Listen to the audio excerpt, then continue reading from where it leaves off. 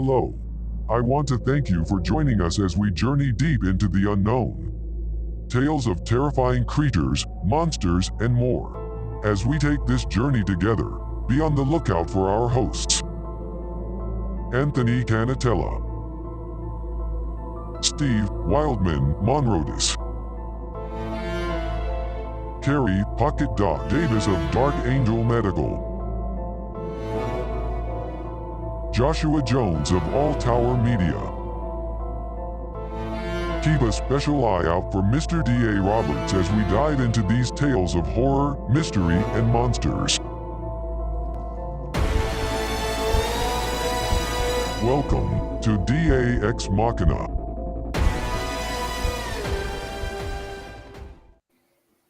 Good evening, folks, and thank you for joining us again for another edition of DA Ex Machina. We're glad to have you with us here on a Saturday night. Joining me is my partners in crime, Steve Wildman Monrodis and Carrie Pocket Doc Davis from Dark Angel Medical. And our guest tonight is Todd Neiss. Todd, I appreciate you joining us. Would you want to tell our audience about yourself and give us a little bit of your background?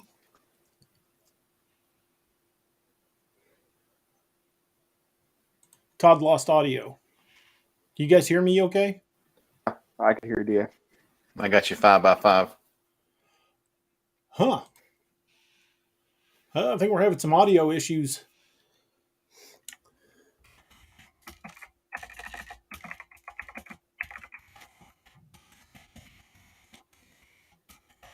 Best laid plans. Sorry, folks. Little bit of a well, it wouldn't be an episode of DA Ex Machina if we didn't have technical difficulties. That's a true story right there. Technical glitches aplenty. In between difficulties, we have a show. Yeah, on occasion, and we even try to stay on topic. On occasion, There's that. I think Todd's going to jump to sign in. I think he's going to sign in, sign back out. Hopefully, that'll fix the issue. Yeah, You can kind of hear him. We're breaking up a little bit. yeah. I think we've got a bad connection.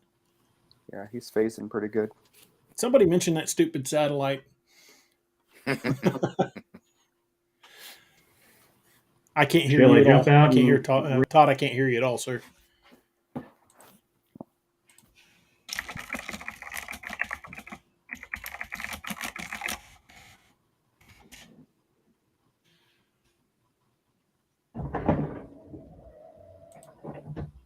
Well, I heard that. I don't know what that was. Got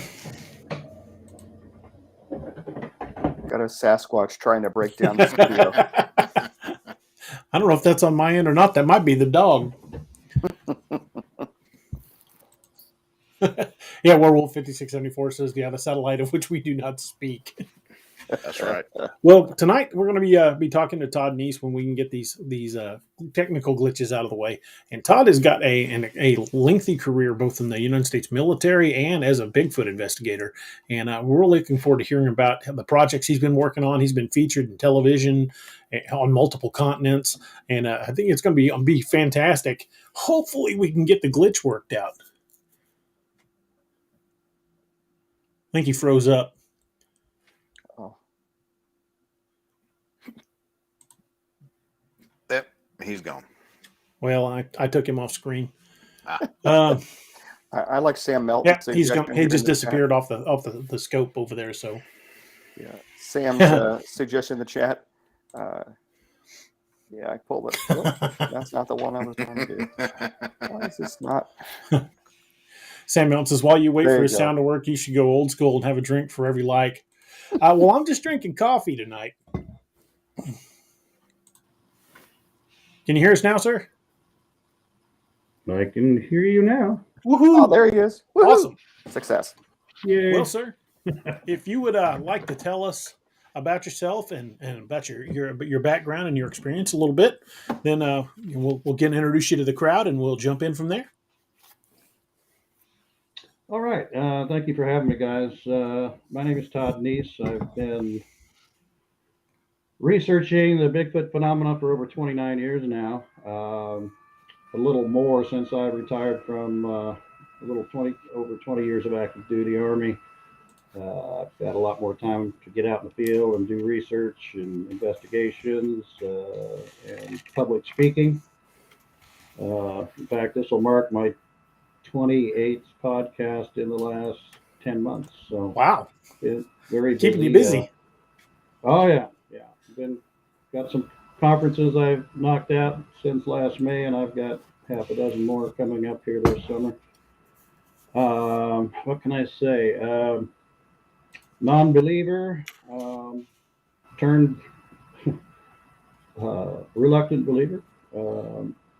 I guess you could say I was agnostic when it comes to the subject. I really didn't care one way or the other, because having been an avid hunter and fisherman, hiker, being out in the woods quite a bit all my adult life, I just never saw any evidence, or fact of the matter is I never really looked for evidence. So chances are I did see some and pass it by. So what else? I have a degree in multidisciplinary studies from Grantham University. Married. I live in the Cascade Mountains, just about 60 miles east of Portland. In fact, I live at the base of an 11,320-foot volcano called Mount Hood. Love it living up here in the mountains. I mean, this is really Bigfoot Central up here in the mountains, and we've had sightings relatively close to our home, which we kiddingly referred to as the Chateau de Sasquatch. But other than that, I am wide open for questions from your audience and yourself. So fire away. Well, what sent you down this particular rabbit hole? That epiphany I had in 1993, April 3rd to be exact. Like I said, I was in the military, and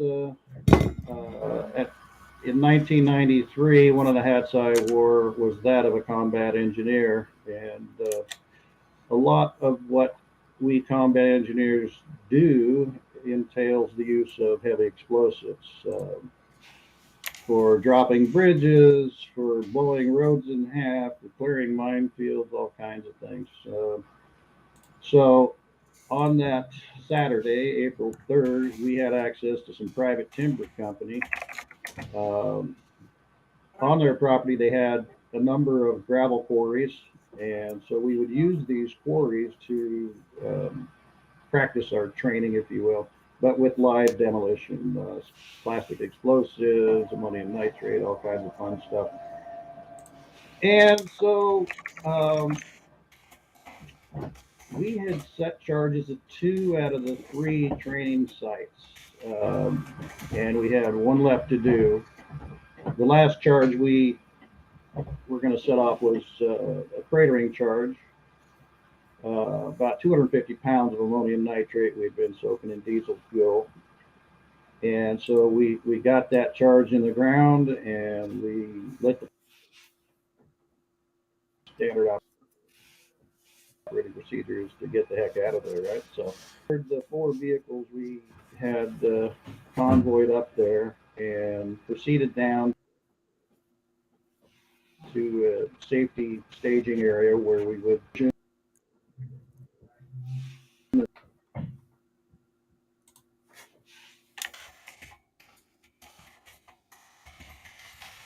and go back and check our work.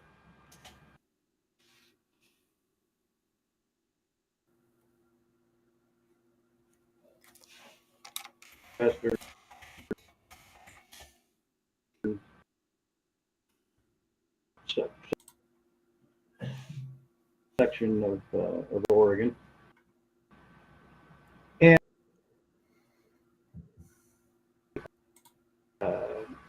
I now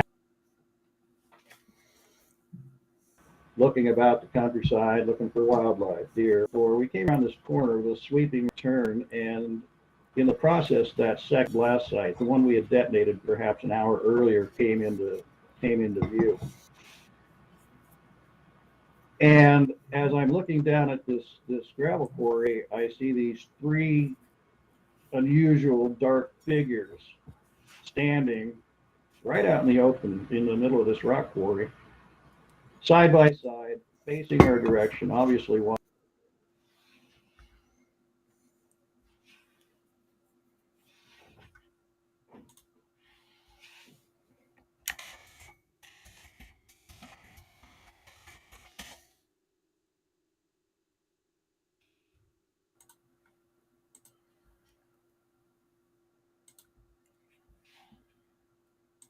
Well, folks, it looks like his internet connection froze up. You guys hear me okay?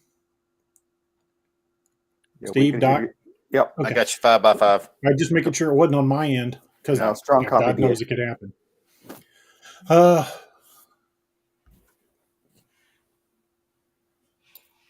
We lost Todd completely. God well, dang it. Crap. Well, folks, I guess we'll see if we can get him back. In the meantime, if you guys got any questions for Carrie, Steve, or I, go ahead and pop those in there. We will do our best to answer them. Doc, I couldn't Out help of but think of you the other night. three, the one in the center was. Excuse me. Are we having technical issues again? Oh, we had it. Yeah, we lost you there for about 2 minutes. Check 2, 3. Can you hear us? What's that? Can you hear me? Hey, you're kind of breaking up. We don't really get much audio, and it's weird. Okay.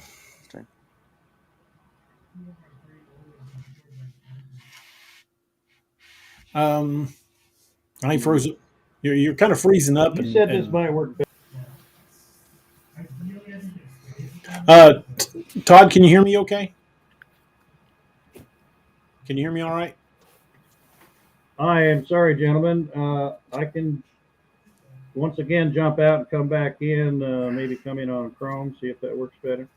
Try Chrome, and if that doesn't work, try rebooting your router. Sometimes that works when I get bad. So we'll just kind of fill in till you get back. All right, thank you, sir. All right. Well, I was starting to say, Doc, I last night I had a little doc-friendly visit in the urgent care. Had a gentleman come in who had lacerated his finger all the way from the knuckle at the hand past the other one. And, of course, it was a big mess. And he showed me his finger, and every time he moved his finger, the bone would come out of the place, like you see his skeleton through the hole. Like where's Doc? This is That's great. awesome. oh, we did get a question. CH says, DA, when will you be giving us another Steve Lilly story for Cam? We love your stories and your team of guys, Kathleen. We're going to be doing that very soon. In fact, I just was talking to Cam the other day. I've got a couple of ideas I want to do. These are going to be kind of interesting. They're going to involve a couple members of the Wild Hunt and maybe a couple of guys from the Apex Predator as well. Oh, there he is. There he is. Can you hear us all right? I can hear you good so far. Woo-hoo. Your image is clearer too. Okay, I'm on Chrome now. That's probably my bad. That's all right. Some browsers just don't work well with Restream for some reason. Yeah. Well, initially you were as fuzzy as Bigfoot footage, so we were a little bit concerned. If you don't mind, would you start your story over from your first experience when you were doing the demo? Because we caught just pieces of it. Okay, well, hopefully this will hold this time. All right, so back to April 3rd, 1993. I was combat engineer, and we were training with explosives. We had 3 gravel quarries that we were to detonate large amounts of C4, plastic explosive, or ammonium nitrate, and whatnot. And we had detonated the first 2 quarries, and we're at the third and last quarry where we were implanting a cratering charge. So we got the fuses lit on that and jumped in our vehicles. I happened to be in the second of 4 vehicles, and a passenger sitting behind the driver. It was a nice day, so I had the window down, and it was just my habit to look around the countryside as I wasn't driving. I had the opportunity to look for wildlife, and I got a little bit more than I had planned. We came around a corner, and the second quarry that we had detonated a blast at perhaps an hour earlier, and I noticed these 3 dark figures standing right out in the open in this rock quarry. And at first, my thought was, what the heck are those people doing down there? Because you can imagine the kind of security we had in place for such a dangerous mission. And I no sooner got that thought out of my head that I realized that wasn't people I was looking at. In fact, these things, they were watching us. Three of these creatures were watching our convoy across the ravine as we were heading for that safety staging area. And, the more I looked at them, it's like, those are not people. The profile was off. The legs were too long. The arms went all the way down to the knees. These things were built like bodybuilders. But they had no clothes. They were covered in black hair. And they were watching us. So at this point, I'm kind of in shock. I'm just trying to wrap my head around what I'm looking at, And what really stuck out as well was the fact that if you can picture these 3 creatures, the tallest one being in the center, that big guy didn't move at all, but the 2 to its left and right were exhibiting this rocking side to side, if you will, like they were shifting their weight from one foot to the other. And they were doing this the entire time I looked at them. These big, long, pendulous arms were swinging down to the knees, if not even further. And they did this the entire time I watched them. And when I say that, I'm not talking 5 or 6 seconds kind of a thing. I watched them for a full 25 seconds. I had a really good long view of them. And after 25 seconds, we rounded a corner, and I just kind of collapsed back in my seat and, again, just tried to,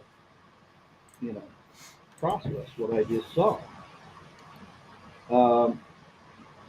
But to add to it, when we did get down to that staging area, which was not too far from where I lost sight of them, I instinctively jumped out of the Humvee and jogged back up the road. I really wanted to see them again. And unfortunately, I couldn't go far enough because we had a protocol in place that everybody had to be within, view of everybody. So we had 100% accountability. Like I said, I went as far as I did, and I'm looking off in the distance when I heard somebody shout my name, and I look over, it's Sergeant Martin. He had seen me looking off in the distance and said as much. He goes, he said, "What are you looking at?" And I said, "Oh, nothing." And that's true. And got right up to where I was at, looked around to make sure nobody else was in earshot, and he says something I'll never forget. He said, "I don't suppose you saw what I saw down at that second blast site." Well, I said, "I don't know, Jeff, what did you see?" And he proceeded to tell me he saw pretty much exactly what I saw. The same creatures, the same description, the same color, the same number, everything. And just about a month later, when we reconvened, we had 2 more soldiers come forward and admit to seeing them. So this particular sighting is somewhat unique in that, multiple animals sightings are pretty rare, and to have multiple eyewitnesses of multiple animals is even rarer. And then when you add to that the activity we're involved in, well, it's a pretty unique sighting. So that's a long way of getting around to how I got involved, and I've been hooked ever since. Well, I can imagine that would definitely do the trick to see three of them standing in clear view, especially when Yeah. more than one person saw it.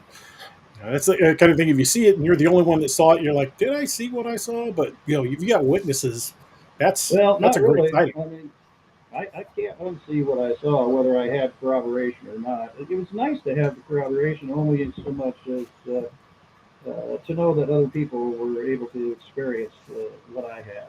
Hmm.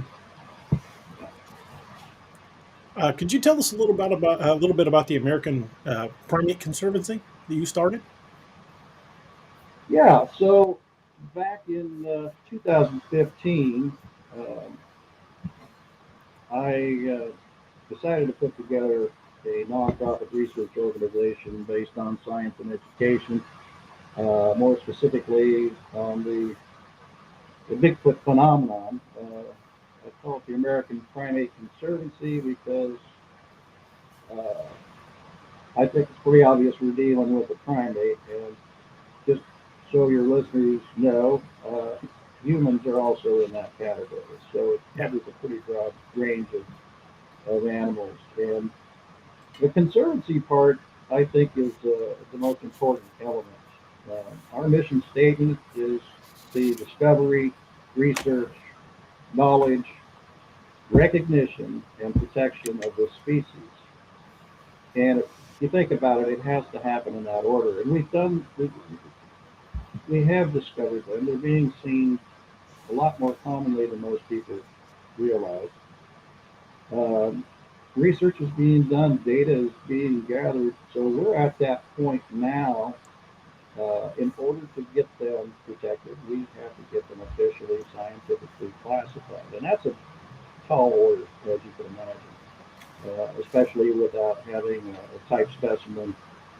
But it's not impossible. Um, but I'm working, my conservancy is working on uh, getting enough data together to uh, convince the bodies that be out there. Internationally, it's known as the International Union of Conservancy of Nature, or the IUCN, that's out of Stockholm, Sweden. They're the ones that actually make that determination as to the existence and the health of species. Mhm. More locally, it would have to involve the Department of the Interior. As you know, they have control over uh, the Forest Service and Fish and Mhm. Wildlife and what have you. So we're working currently on a project that rather than go directly to the interior or the Canadian counterpart, which has been tried before and fell flat on its face, we've been working with Native American tribes um, to get the ball rolling. Um, Yeah. you know, us Europeans or Westerners, whatever you want to call us, have been around, what, 300 years? And it's already been established that Native Americans have been here anywhere between 21,000 and 23,000 years. So, who best to go to, right? I mean, they've had to live symbiotically um, with this species, and they have an amazing history of doing so. And so, currently working with 5 tribes, I have put together a draft initiative that they can kind of plug and play with regards to their tribe or their reservation and whatever it is they call the Oh, I think we lost him again. reservation. And they refer to them as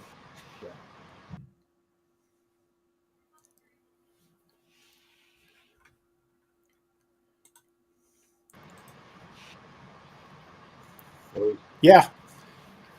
I'm kind of cutting in and out For pretty now? bad. Okay. Yeah, I'm not sure what that's about. Anyhow, so we're working with some other tribes. As you know, they have autonomy on their reservations. As we all know, is officially a nation within our nation. And there's scores of them. If we can get the Native Americans on board, I think easy sell, because number one, it not only protects the, the creatures, but it also helps fortify their culture and their history as well. So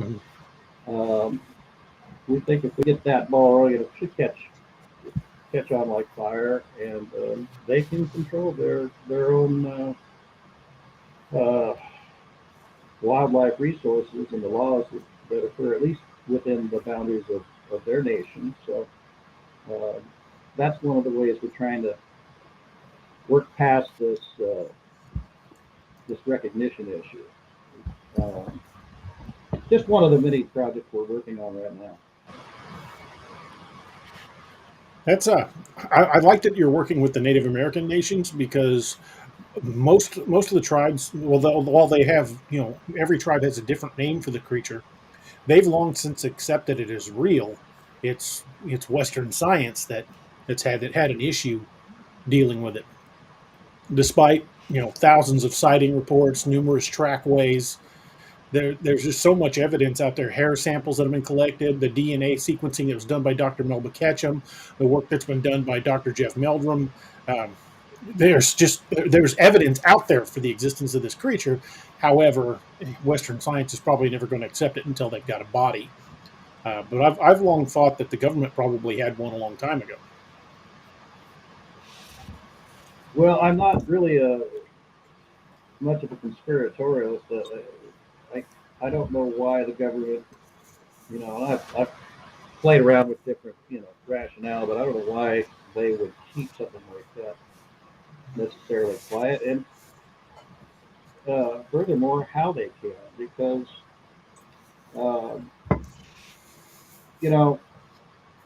most likely evidence of these creatures' existence is going to happen outside of the purview of the government.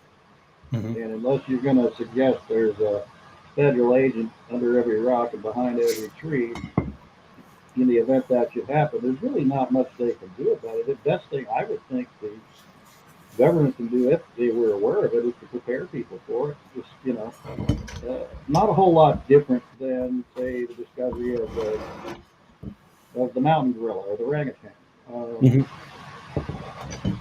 I think once people come to the conclusion that they're out there and they've been out there and they've really not caused any real issues with humans for the most part,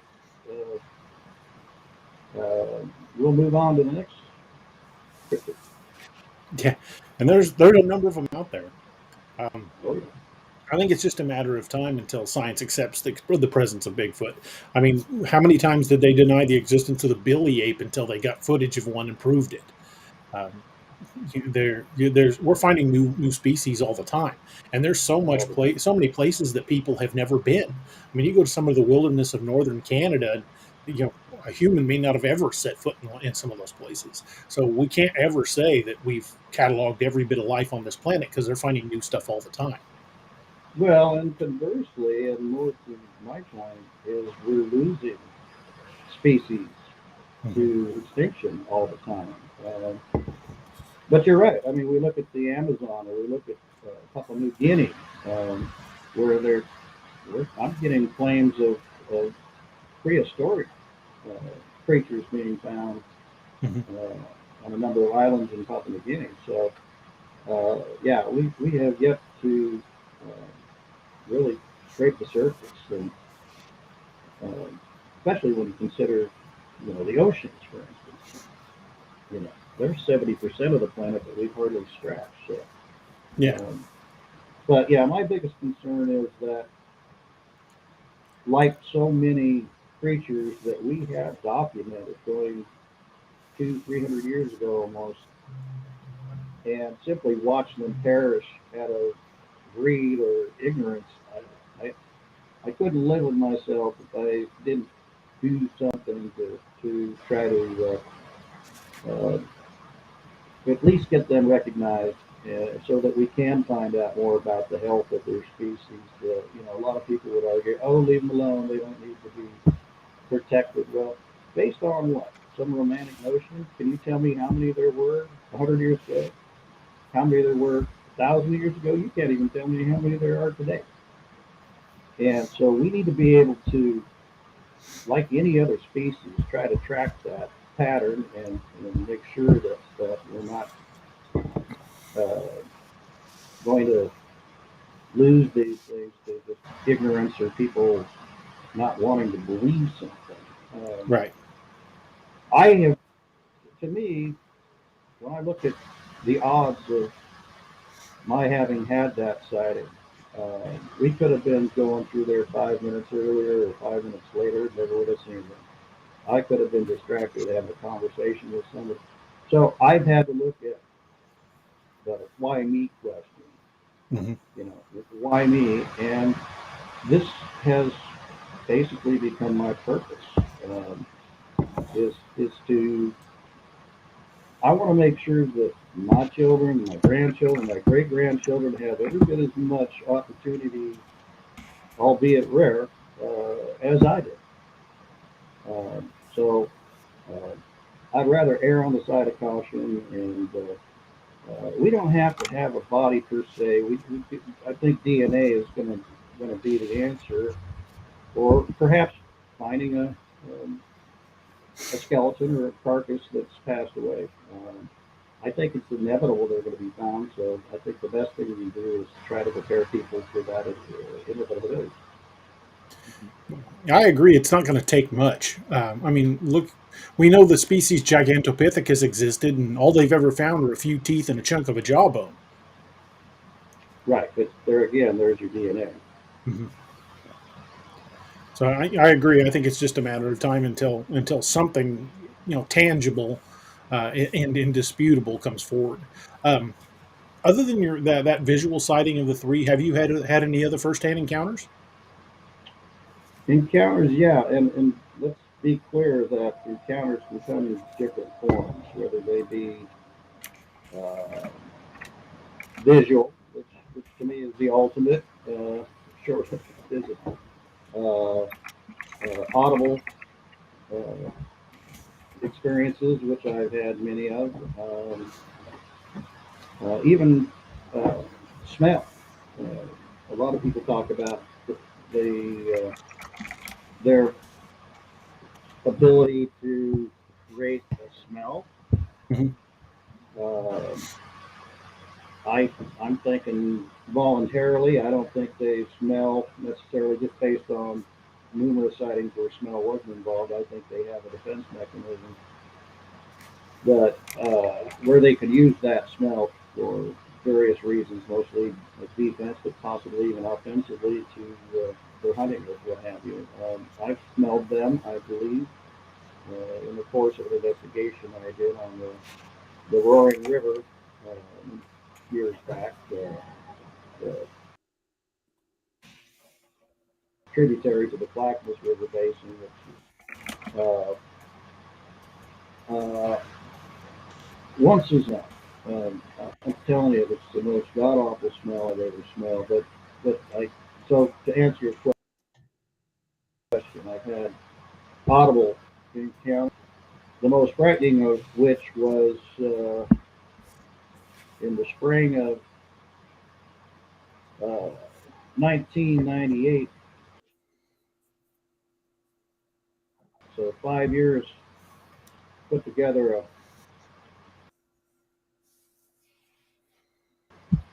about 8 days duration, not far from where I am now.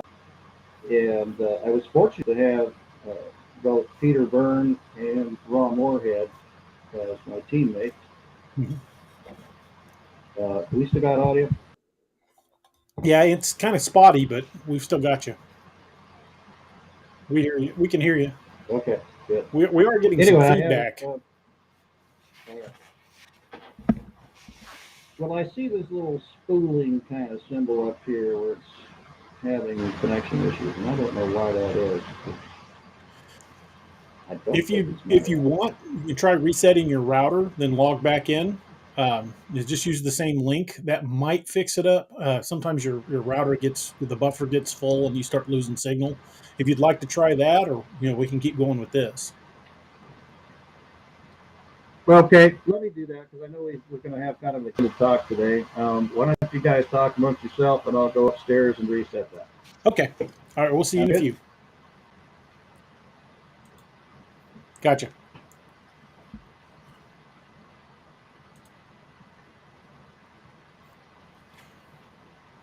Carrie, you look a little zoned out. I'm just tired, man. Taught all day. Well, hopefully he'll be back here in just a minute. I hope that router reset fixes the issue. Yeah, I do too. I think we're just getting some bad connection issues. I really lost Steve.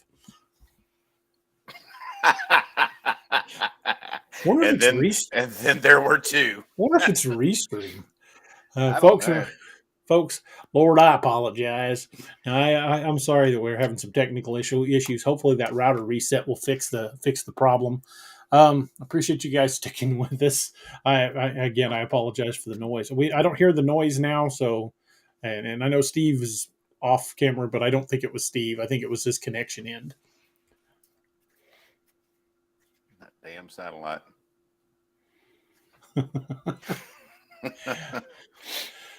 Yeah, that's it. It's the damn satellite. I really hope he can get his connection fixed because he's got a lot of great material to talk about. If you guys read the description on the show, I will read that for you guys. It says Todd Neiss is an active cryptid investigator with 3 decades of experience. Todd's first-hand Bigfoot encounter sent him on a lifelong quest to find the truth about this elusive creature. He's been featured in television documentaries in the U.S., Canada, the U.K., and Germany. Along with his wife, he founded the American Primate Conservancy. Their primary mission is the discovery, knowledge, research, recognition, and protection of the Sasquatch. The organization has been quietly organizing expeditions, conducting investigations, and participating in multimedia and public speaking engagements in an area to promote their agenda. I will share the link to the American Primate Conservancy in the chat, so you guys can check that out. Hopefully he will be back momentarily. I wish I'd have told him, reset your router and reboot the computer. Both of those might help. Could be a browser issue or something like that. Hey, Steve, you're back. Oh, yeah, I apologize. The core of the Wonder Mutt was having a meltdown in the other room because my wife was coming home from the store. So it was, kind of distracting. And of course, the other dog was in here with me trying to snack on the remnants of my dinner. So he wanted to get to her, but didn't want to leave the dinner. I'm like, y'all need to leave. Everybody out! So I was at the park the other day, and I saw the oddest creature, and it was I come to find out that it was a Burmese mountain dog who had some type of a condition where it had no hair. So dog with alopecia. So basically, yeah, like full body, almost like mange, but it wasn't contagious. It just didn't have any hair. So you know how big a Burmese mountain dog is. Oh yeah, that's a good sized dog. How muscular they are, or whatever. Well, the owner of all things, the owner named the dog Cryptid. And so, what the hell is that? And so I had a good time playing with Cryptid. He was as sweet as could be and ugly as day old soup, but he was a lot of fun. I'm like, I think I saw him in the last Apex Predator book,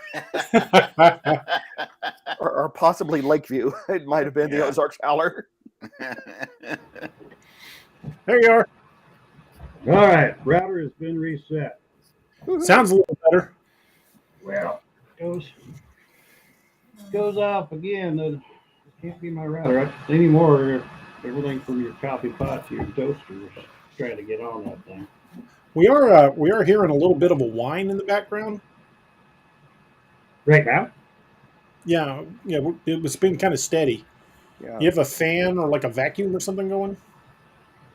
No, it's dead quiet here. Huh. Weird. Must be in some sort of audio artifact. Well, anyway, let's jump back in while we've got signal. Um, you were talking Where did we about leave off? yeah, you were talking about some of your other experiences, like the audio and some of the scary ones. Well, I always like to ask this question to everybody: what is your experience experience? Well, I was getting to that. I was saying in 1998, I put together an 8-day expedition at the base of Saddle Mountain, not far from where I had my encounter. And I was fortunate enough to get my friends Ron Moorhead and Peter Byrne to join my team. And we were trying to time it about the same season that I had my sighting. Ron had flown in his private airplane, Cessna Bushmaster, to the nearest town, and we were hoping to use that plane for some aerial surveillance during the expedition. But the weather was just god awful, no visibility whatsoever. And so by day 6, Ron decided he'd take advantage of a break in the weather and asked Peter if he could run him down to the airport so that he could take off on visual flight rules. And so Peter and Ron left, leaving me there by myself. And so I decided to occupy myself by setting up some seismic ground sensors I had borrowed from the North American Science Institute. These sensors literally pick up vibration in the ground and send a signal back to a receiver. So anything trying to get within 50 feet of those transmitters, those seismic sensors will easily set them off. I'd gotten a couple in the ground and calibrated when a hailstorm was approaching, and I decided to hike up the hill above me into some old growth timber to take some shelter under these old growth trees. While I was there, I had to take a pee, and I did. And just as I was starting to buckle my belt, I got hit with the most god awful roaring scream, extremely high volume, and probably less than 80 feet from me. Wow. It lasted somewhere between 3 and 4 seconds, and literally froze me in my tracks. I mean to tell you that 2 minutes later, I hadn't moved at all. I don't think I'd even blinked. I just looked in the direction where that sound came from and pretty much waited for the end, because whatever made that sound was not any sort of conventional animal. Just no way. I mean, you could feel it go right through you.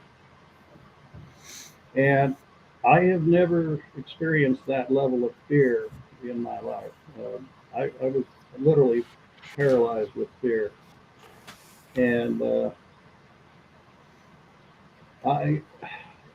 you're talking about somebody who, I mean, I've swam with sharks. I've summited mountains. I've been chased by a grizzly. I've been shot at by rockets and mortars and small arms fire in Iraq. And to that point, to this day, I've never experienced that level of fear. I've never felt so hopeless than I did in that moment. And after about 2 minutes, I very cautiously started to move, and I backed all the way down that hill, looking over my shoulder until I got down to our base camp. And I tell you what, that really put the fear of God in me. It didn't show itself. There was a big hedge of Scotch broom and salal that I assumed it was standing behind. Mm-hmm. I'm kind of glad it didn't show itself. I'm glad I already answered the call of nature. I probably would have wet myself, but it was absolutely horrifying. I was And thinking if that there same was thing. some Did you sort not- of if there was some sort of message embedded in that roar, scream, whatever you want to call it, it wasn't very happy. And in looking back, I can't help but think it probably saw what I was doing is marking its territory. Yeah. So, and I've heard 5 or 6 other accounts where something similar happened when people were answering the call of nature. So, that has to be the most frightening by far, because whatever that was, and I have no doubt what it was, if it wanted to, it could have dispatched me with ease. But here I am. In your opinion, do you think they can be dangerous? I think anything can be dangerous. People can be dangerous, and under the wrong circumstances, absolutely. I mean, just from the standpoint of their physique and their strength. But I mean, even a house cat or a dog can become violent if provoked. And, I think these things have as varied of personalities as we do. I think the real danger is trying to stereotype them. Are they dangerous? Are they friendly? They're probably both. They're probably everything in between. But let's face it, we've got some very nice, beautiful people on this planet. We've got some very bad people. And I don't think it's any different with these. And even good people can have bad days. Or if you were to come upon one that maybe has offspring with it, or working on a fresh kill, I would be very careful. Do you think, in your opinion, that they could be responsible for some of the missing 411 cases?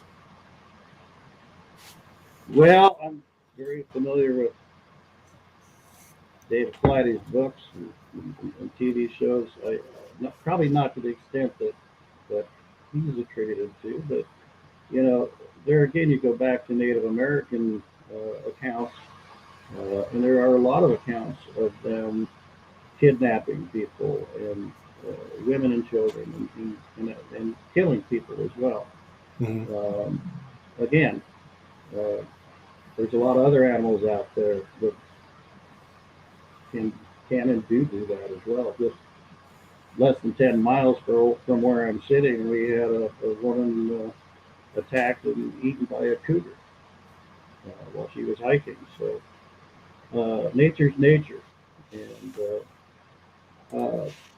again, I would caution not to personify them or stereotype them, as easy as that may be, because there again, I think they are just as varied in terms of personalities and circumstances as any animal or even human.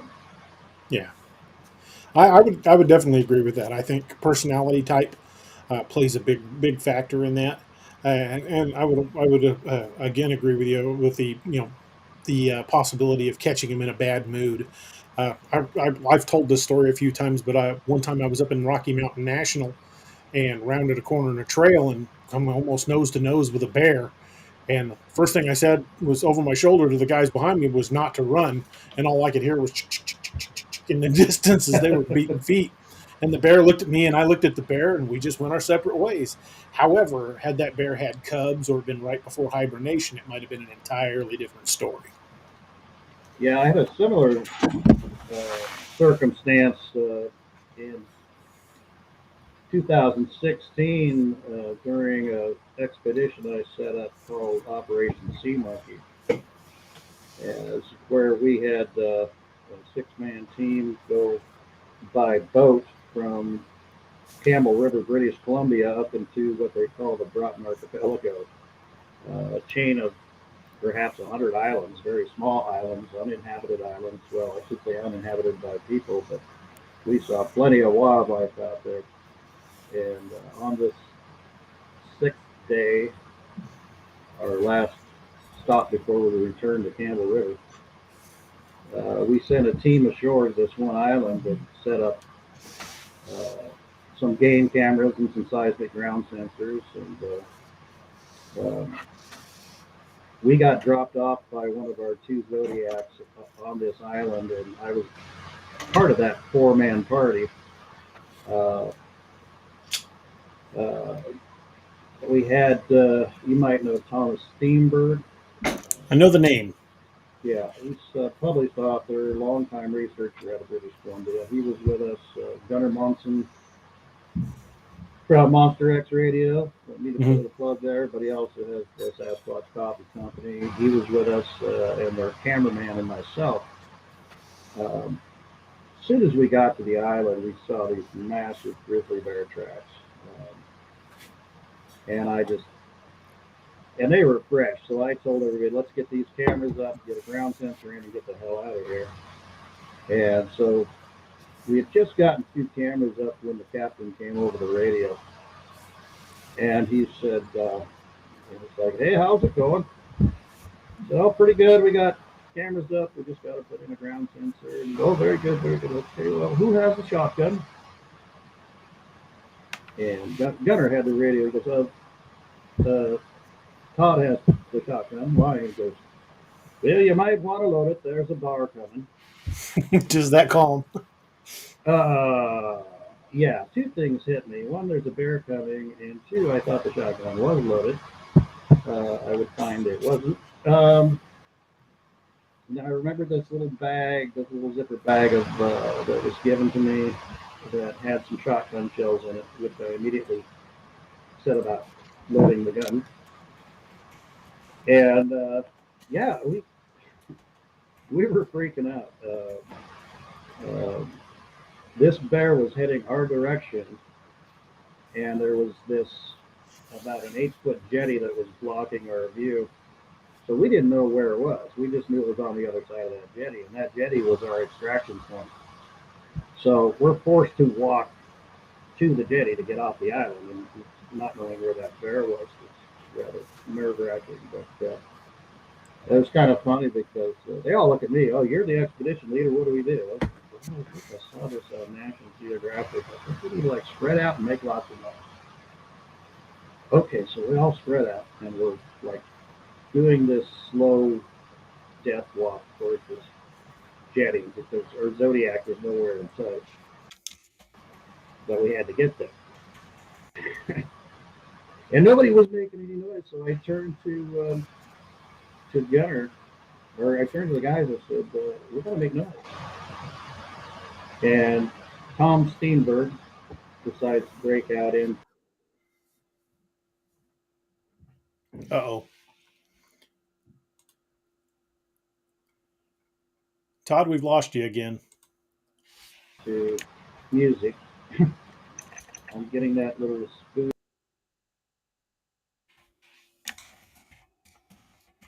Spoolie.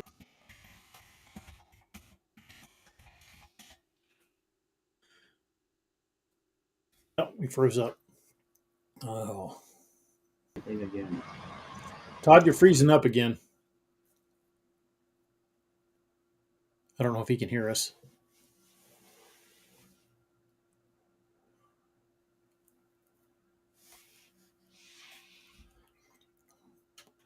Oh crap. This may just turn into the 3 of us idiots talking about Bigfoot.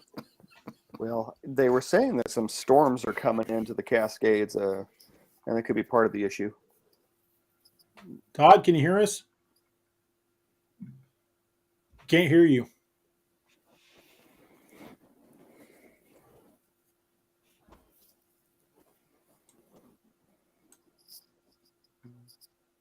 Saw his lips moving, but no audio. Yeah. Well, this may have just turned into 3 idiots, no waiting. Now it's a party. Yeah. Hopefully he'll be able to get back. Now, you said there was a storm going into the Cascades? Yeah, somebody in the chat earlier mentioned that some good ski weather was coming in the next day or so. Oh, they got snow coming in. And, I heard the ding like he was coming back in, but he hasn't made it. Oh, well, this is this is the reality of live broadcast. Todd, you hear us? there he is. Can I you hear heard us him now? chuckle. I don't know what to tell you, Jimmy. Someone in the chat said you had a snowstorm coming into the Okay. Cascades. That might be your issue. Oh, crap. He locked up again. Todd, I don't know if you can hear us, but we're only hearing you kind of spotty.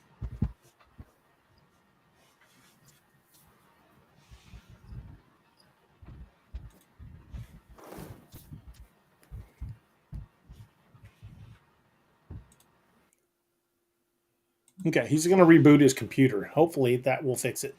He's got the router rebooted. He's switched to the Chrome browser. I think there's about everything we can possibly try. Hopefully this will fix the issue. Next step is percussive maintenance with a hammer. An alternate repair plan B. Hit it with a BFR. There you go. I love it. For those of you who don't know what a BFR is, it stands for Big Freaking Rock. Only not the freaking. Yeah, it's in the U.S. Army Service Manual, I believe. Yeah. We used to refer to everything as a BF something. BFH, Big Freaking Hammer. You never know.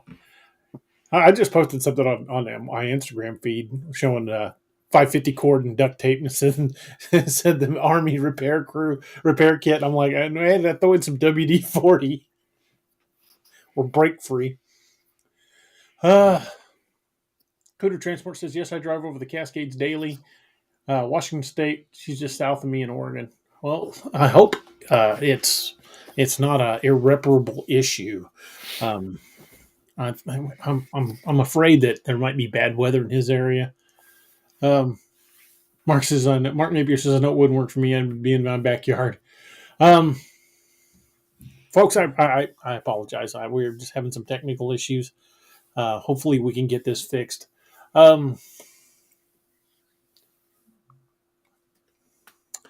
Carrie, you got a kit to show us? You know I'm stalling now. Well, let me see. Mondoc's on point with us. He says, I liked it when I could use the BFH on my beloved KC-135. He knows what a BFH is. That's right.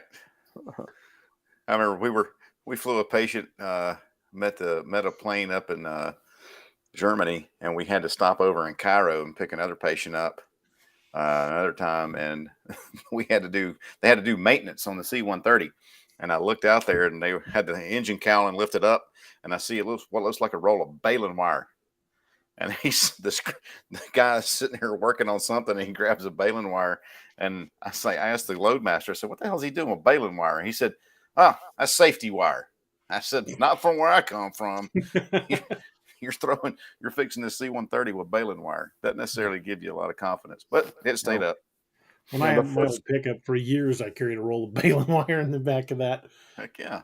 You know, it's the first time I ever flew. I flew out of Springfield, Missouri's airport, and back then the runway wasn't long enough to accommodate a jet. So leaving the airport, you basically were always on turboprop planes, and we affectionately call them puddle jumpers now. Yep. But I remember I was seated right in front of the wing on the port side of the plane, so I had a great view of the inboard engine. And they decided they were going to change the oil, on the engine before we left. And so the guy's out there with one of those little, I forget what you call those little scissors jack things that have a platform on the top. And he was changing things. And he goes to close the compartment, and he's ratcheting it down. And as we're taxiing down the runway to, do our acceleration off, a bolt falls off of the door that the thing is on. And I watched the bolt roll down the runway behind us. I'm like, we're going to die. Todd, I think you're a little clearer now. That was easy. All right. Hopefully that'll work. This time I rebooted my computer. So. There you go. I don't know. Fun with God. live. That's always technical issues going live. But I do apologize. I don't know where I left off. Other than I was going to say that we're all freaking out trying to figure out how to get to the boat without getting eaten. And I asked the guys to make noise, and so Tom Steinberg just starts belting out, "The bare necessities, the simple bare necessities." We're all looking at him like, "Are you serious?" And it just out of nervousness, we all chimed in. But suffice to say, we survived. But we've got video of that grizzly bear. And it was a big boy. And when we went back to collect our cameras, boy, if there was a way I could show it, we had 2 grizzlies get to our cameras, ripped one completely off the tree, and knocked the other one askew, all within 2 hours of the time we left. So, yeah, good time. I've heard a lot about bears attacking game cameras. I don't know if it's the petroleum smell of the plastic or what, but they seem to be attracted to game cameras. I know a couple of guys that have had black bears just completely wreck their trail cams. Oh yeah. Anyway, that's my bear story. Well, I'm glad you didn't get eaten. Although I'd pay big money to see the video of you guys trooping through the woods singing bare necessities. Well, as we're about halfway to the jetty, I said, Gunner, radio the captain and try to get an update on that status of the bear, how close it is to the jetty. So he calls him up, and the answer we get is, "We're filming the bear, radio silence." Huh? I mean, they could have said, the same amount of time, they could have said 100 yards, 50 yards, but no. So I don't know if they were trying to do some Nat Geo faces of death, We're going to get footage of these guys getting ripped apart. Right. But back to Bigfoot. Excuse me. I like that. That's funny. Have you had any success getting Bigfoot on trail cams? I know most people don't get much success with trail cams with Bigfoot. I have not, and I've put out over a dozen at a time. In fact, one of our primary research areas, we left them out all winter, so about 8 months. And surprised to find that 6 out of the 9 cameras we put out still were functioning after a whole 8 months. Lots of wildlife pictures. I hadn't got the Holy Grail yet, but again, it's all about odds, and you have to have the camera in the right place at the right time. And when you look, you kind of do the 30,000 foot view of where you're putting your cameras. It's like a pinhole in a map, the capture range, if you will. So it's difficult to know, or impossible to know, really, whether a Bigfoot's going to come into that particular pie-shaped camera range. But we'll keep trying. You had asked about, before we got off on bears, about had I had any other encounters, and I talked about the smell and vocalizations. I have to share with you an experience I had on the Omaha Indian Reservation. I had been in touch with these folks for some time, and eventually they invited me out to the reservation, and this would have been October of 2000, so about a year and a half ago. And I have to tell you, in my 29 years of experience, that was really a pinnacle in my research, because I never expected to witness what I did. We went out, they took me out on the reservation, just not far from the Missouri River. and we'd go at night, generally between midnight and 2:30 in the morning, to a remote location where my friend had my friends had been witnessing this phenomena, commonly referred to as eye shine. I'm sure you've heard of it. Experienced where it appears these creatures are emitting some light or reflecting some light off of their eyes, and I'm getting that. Yeah, you kind of froze Can up you there hear for a me? second. You not hear us? Yeah, I'm getting that little spiral of death going on. I can hear you. I think you've got. Well, unfortunately, I think your internet connection is Okay. not strong tonight. Hey, I'm good right now, so let's keep it rolling. Okay. So I had always put this quote unquote eye shine experience kind of in the paranormal category. And the reason I did that, and I apply the same methodology to any such stories, and that is, if you can show me one example of any other animal, creature, cryptid, I don't care, any animal, known or unknown, that can exhibit this behavior, then I can sign off on it. I can explain it. But in this particular case, I couldn't. So I decided to go see for myself. And I have to tell you guys, I had my mind blown. Uh, we went out 5 nights in a row. Monday, Tuesday, Wednesday, Thursday, Friday. And we had eye shine. We had encounters, and not just eye shine.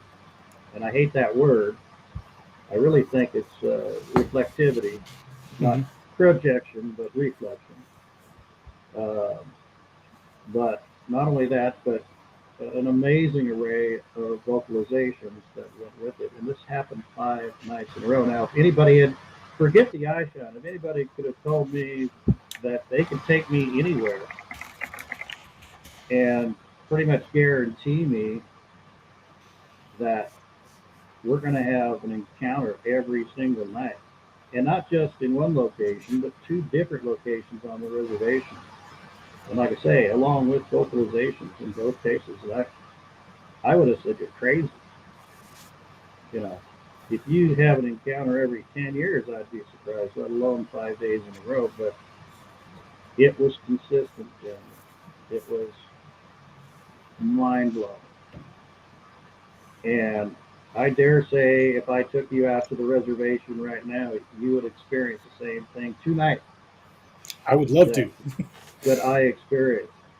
Well, I actually told this to some friends of mine that are in the process of editing a documentary that will be coming out in May that we worked on.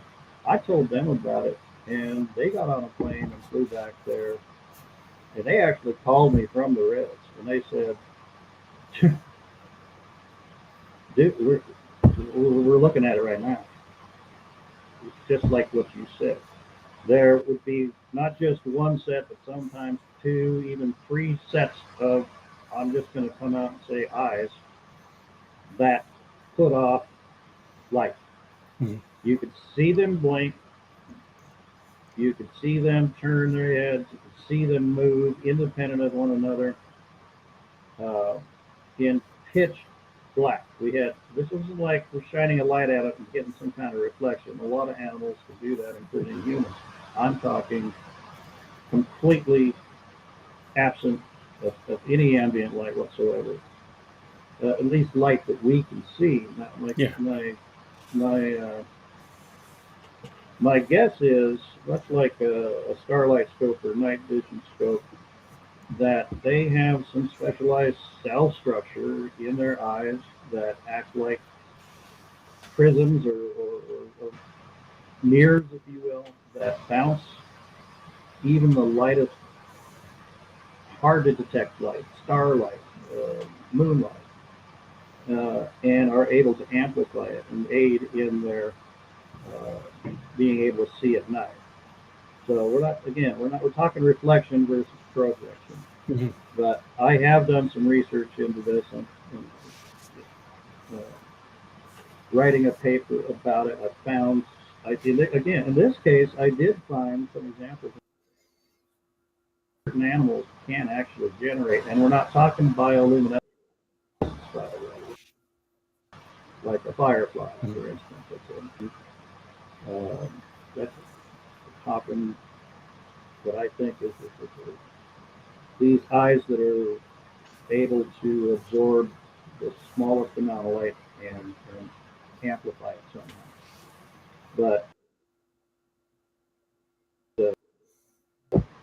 absolutely unbelievable and amazing, and very different. I mean, I have to tell you, the first night we got there, the first vocalization I heard was incredibly loud because of the very high pitch to it. And gentlemen, I'm here to tell you, sang, if you will. And I mean, by singing, this thing would do like a 5 to 6 second little ditty. Mm-hmm. Again, very loud, changing in pitch, changing in volume, changing in notes, and then stop. 10 seconds later, she would start up again. Exactly. Another 5 or 6 seconds.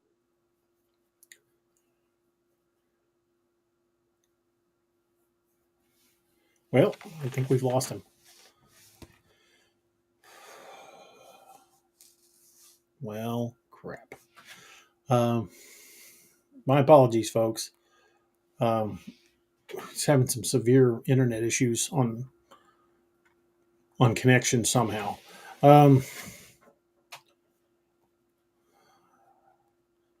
Doc, can you hear me okay? Steve, you hear me okay? Yep. Strong copy. Okay. I think it's just his connection. I think he's got some connection issues tonight.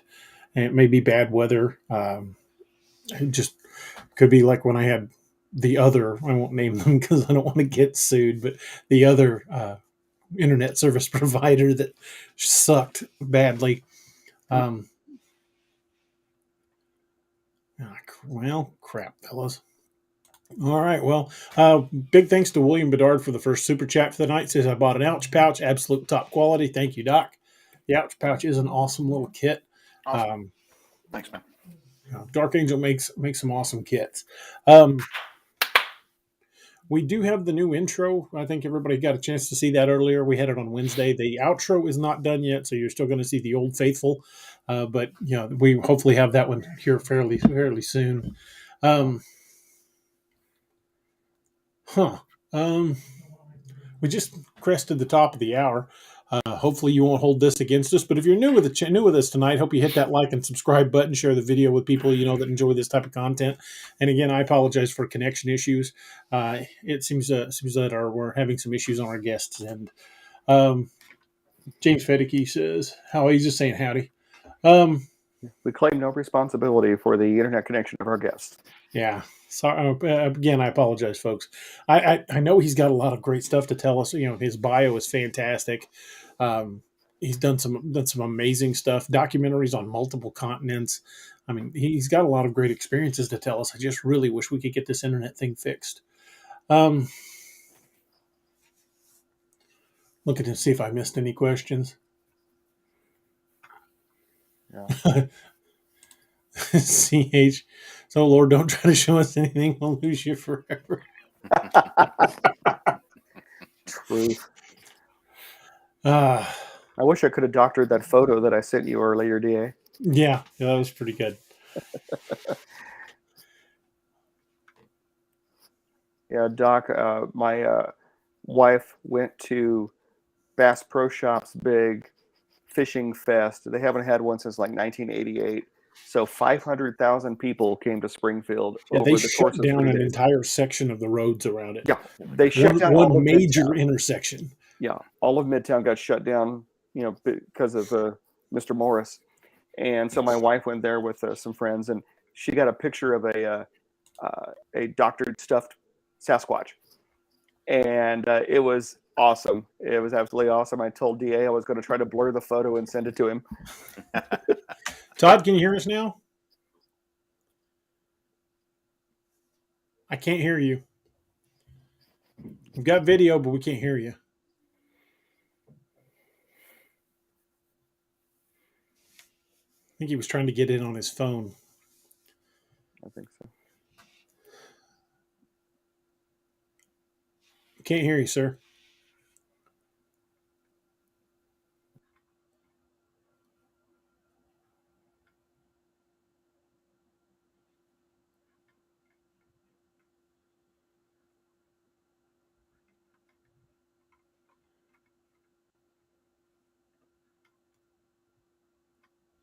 We can see you. We just can't hear you.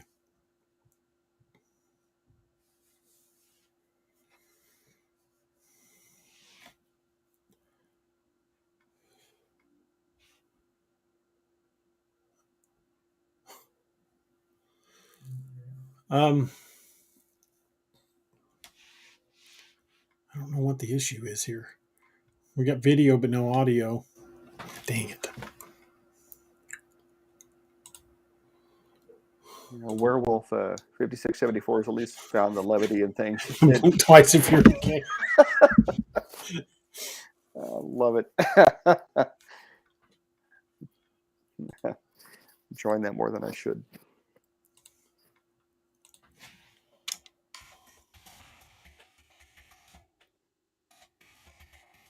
Well, I did like the new intro, DA. That was pretty sweet. Oh, Josh Jones. He did a great job on that. I think of all the photos you could find of me, you picked the one where I'm wearing my Wayfarers while taking a jog in a park. Yeah. That is definitely Steve outside of his natural environment.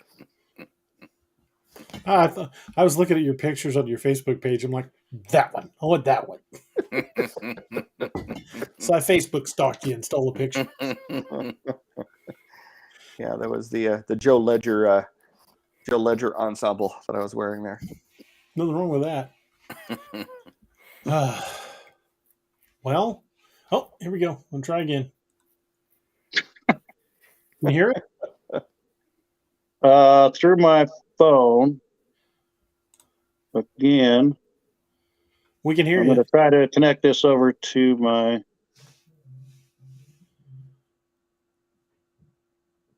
Oh, froze up again. There, I did it. You can tell I'm from the Midwest. I just said hope again. Yeah, I'm like super self-conscious about that now. My son's like, people from Missouri say hope all the time. I'm like, no, we don't.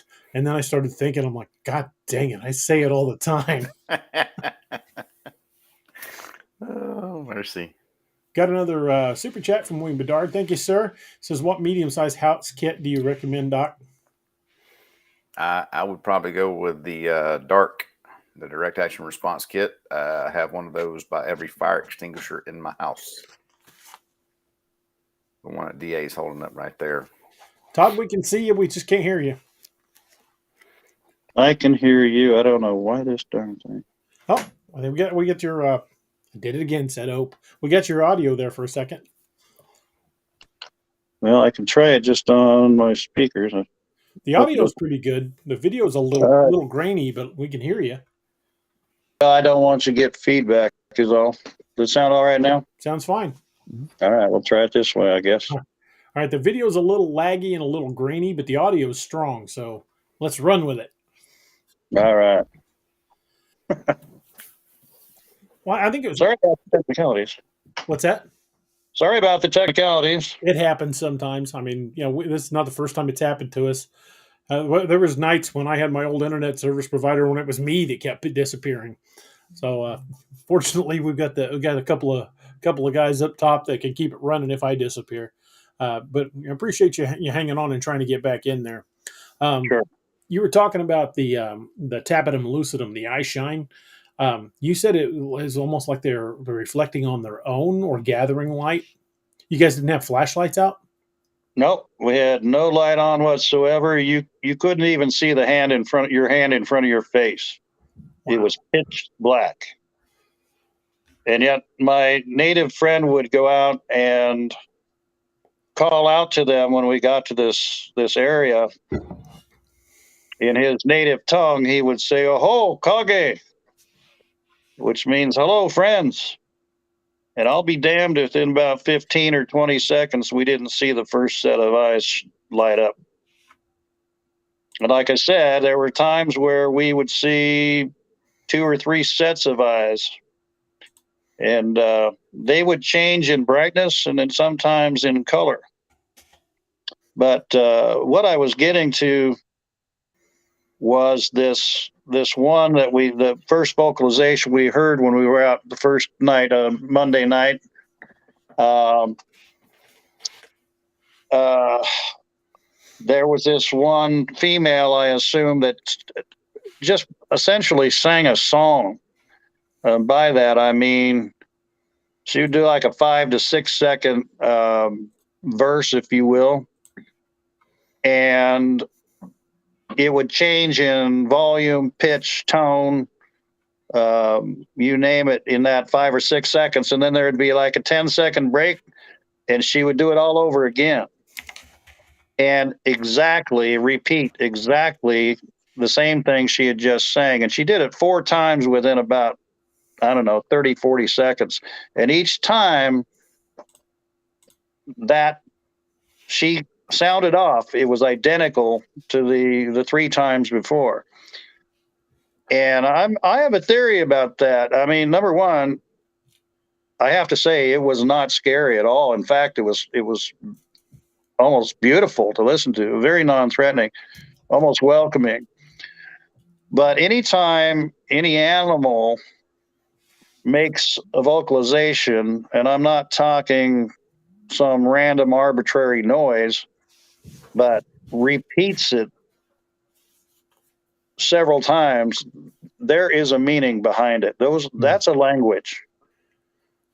And I just found it absolutely fantastic. And three days later, on Wednesday, I went out in broad daylight. I wanted to see what the backdrop was because I was only seeing it at night in pitch black. And I went out there to look at that area, make sure there wasn't any ambient light sources, street lamp or somebody's home or anything, which there was not. But in broad daylight, she sounded off again, and only once this time, but it was exactly the same song she sang 2 nights earlier in broad daylight. I was just like totally amazed. And then as I headed back to my vehicle, I was greeted by 6 extremely loud, rapid-fire tree knocks. And I was the only one out there. It was just whack, whack, whack, whack, whack, whack. And again, broad daylight. I think one of the most interesting encounters we had, my native friend is a converted, he's converted to Mormonism. He's a very devout Christian man, I would come to learn. And I think it was on the 3rd night, we weren't getting a whole lot of activity. And he says, I'm going to try something. I've only done this a few times, but I'm going to try something. Sometimes it works, sometimes it doesn't. And I go, "What's up?" And he goes, he says, "I'm going to pray with him." And I'm like, okay.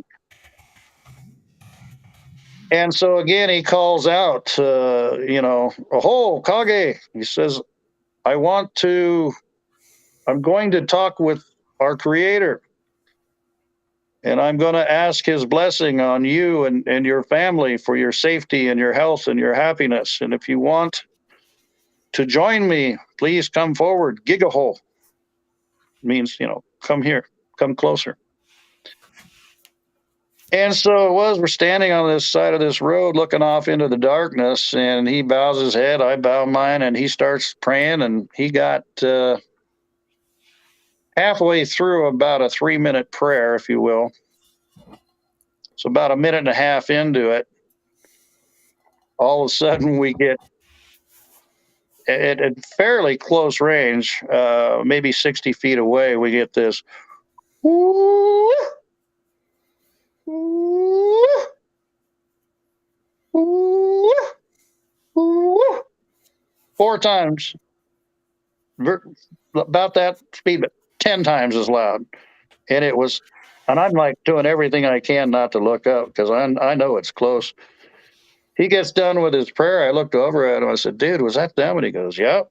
He goes, I told you, sometimes it works. So, I mean, it was just an amazing, amazing trip. But as a side note, it was kind of funny too, because we went, I think it was Thursday night. We weren't getting a lot of activity. I mean, we always got some activity. We didn't get a lot of activity. And he says, I'm going to have you take me over to a different location. It's about 4.5 miles from here, where we also get some activity. And I'm like, okay. So we go driving over Hillendale. I mean, I was taking this rental car where it shouldn't have gone, but we got way the heck back in the wood That's why line. you take the insurance. Right. So and I know we were breaking ground because there was no tracks in front of us at all. We get back to this area, and I park on this road that came into view. And he says, all right, shut down the lights, turn everything off, no cameras, no flashlights, anything. So we did. And again, he goes out yelling in the darkness, "Aho, Kage!" I'm not, less than 30 seconds later, here's a set of eyes, maybe 150 feet away down the road. And we're looking at that, and I go, holy crap, they're out here too. I mean, just miles away from the other location. And ultimately, we caught another one trying to flank us on the right, coming around behind us. But at this point, I knew I only had one more night before I had to catch my flight home. I'm getting frustrated because obviously my associate has established a relationship with these things. They recognize his voice. And I realize I've only got one more night, and I just wanted to take it up to the next level. So I turned to my friend. I said, have you ever thought about just walking up to them? He looked at me like I was crazy. He goes, no, why? And I go, hold my beer. I said, you guys stay here. Don't follow me. And I just started walking into the dark, straight for that set of eyes. I have to tell you, it was kind of nerve-wracking, but I got probably within 50 or 60 feet when it finally turned and walked off. And he still talks about that crazy white boy. But I don't know what got into me. I'm just like, hey, they know we're here, obviously. They're not doing anything aggressive. Why not? Either they're going to turn or walk away, or we're going to meet face to face. And but that whole thing, that whole trip was just absolutely mind-boggling. I have a question for you.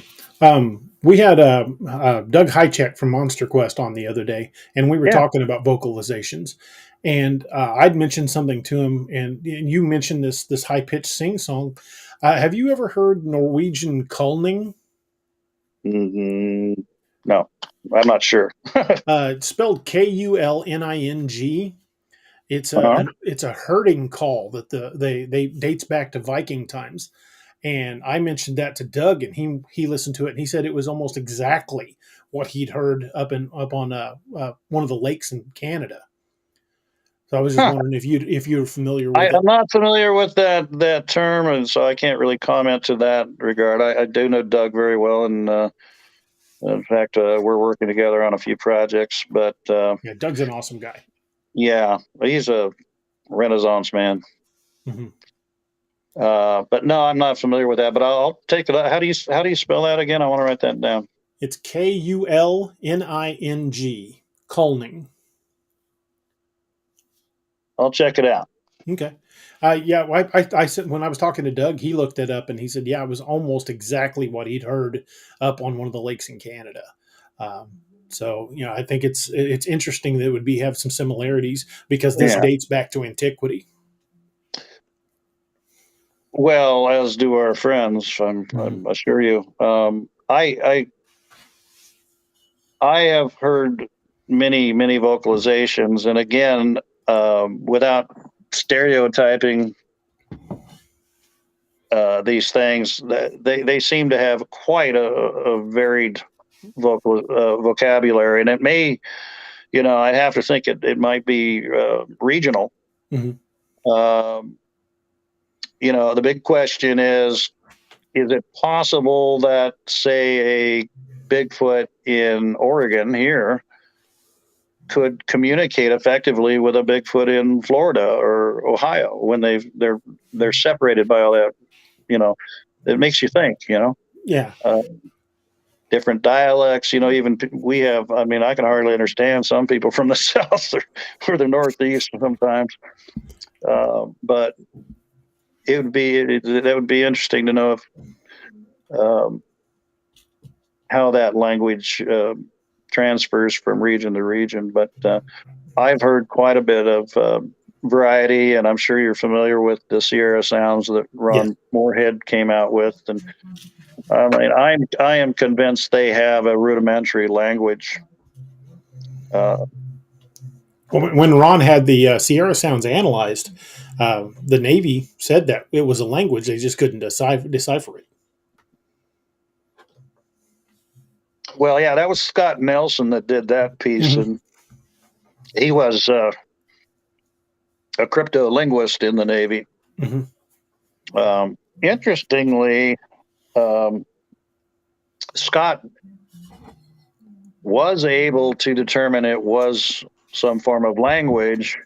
And again, this is mostly based on the Sierra sounds. And again, what's to say that language in the Sierras is the same as in, say, Canada? Yeah. But based on just Ron's recordings, he was able to put together a phonetic, I don't know if you call it an alphabet or what have you, but he was able to phonetically separate certain words or phrases, and that's what cryptolinguists do. They're basically code breakers, And I remember seeing he put out a phonic, a letter with a whole bunch of phonics, and said, listen for these particular vocal clues, but I do think I especially after what happened in Omaha, that they are,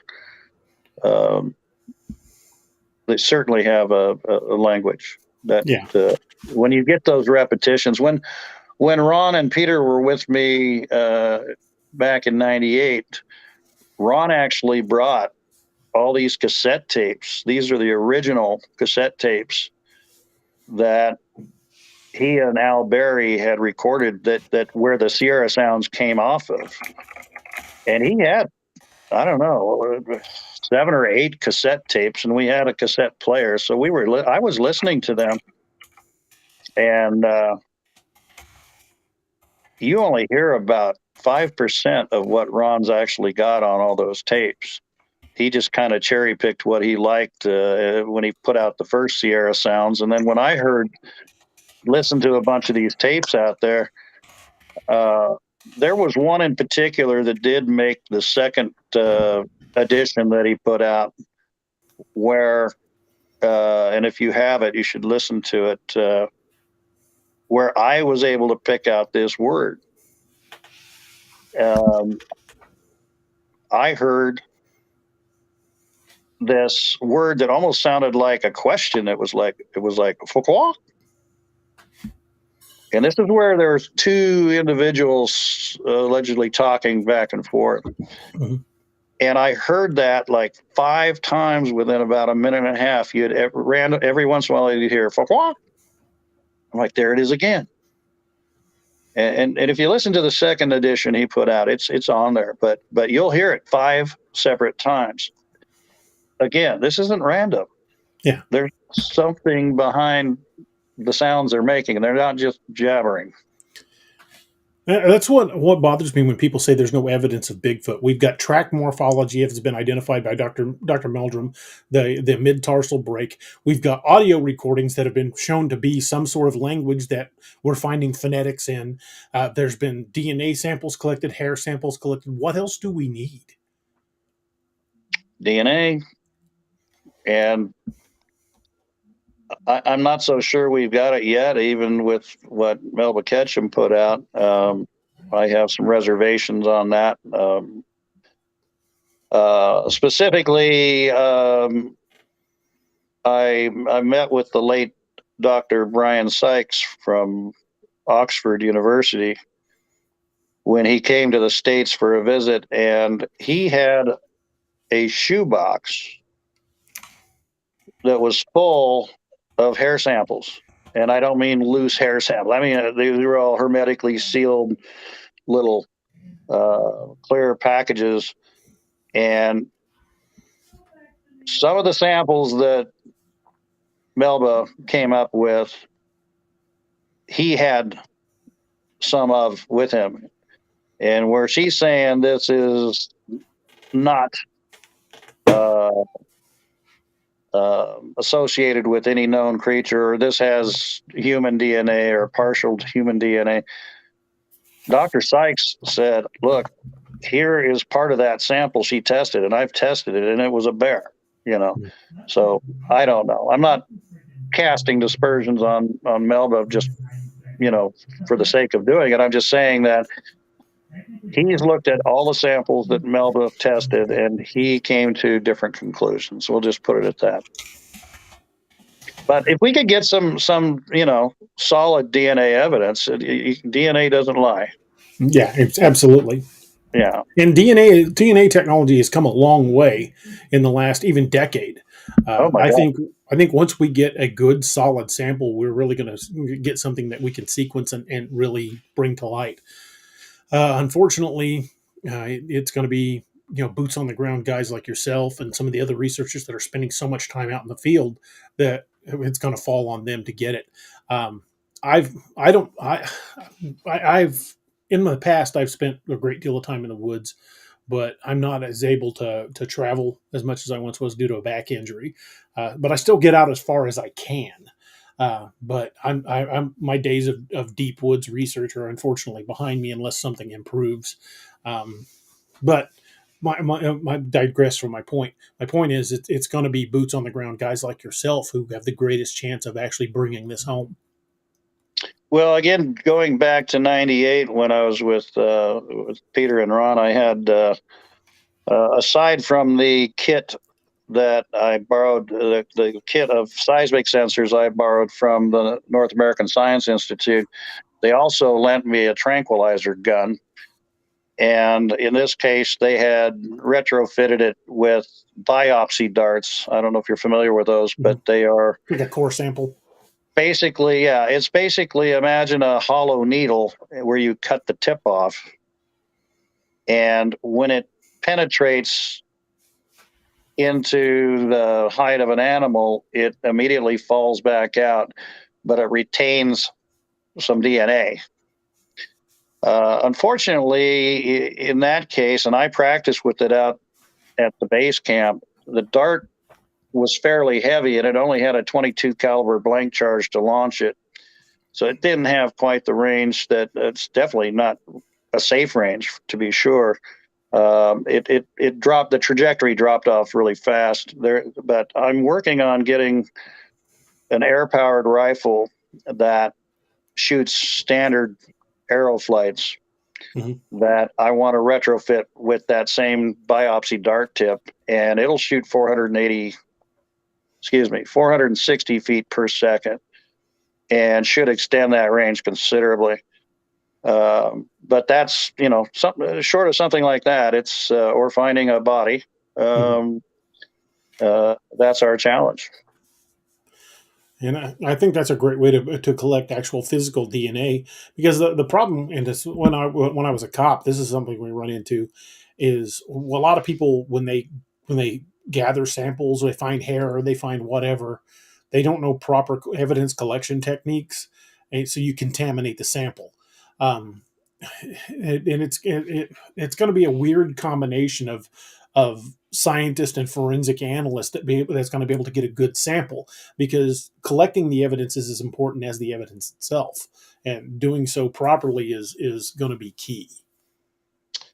Yeah, we've had a gentleman on our team, and by team I'm talking about a small group of us that have been working along the coast range. We have a retired Portland police detective, and he actually put on a class on evidence collection, which was amazing. Awesome. At my annual gathering I've put together, I don't know if you've heard of Beachfoot. Yes. So anyway, that's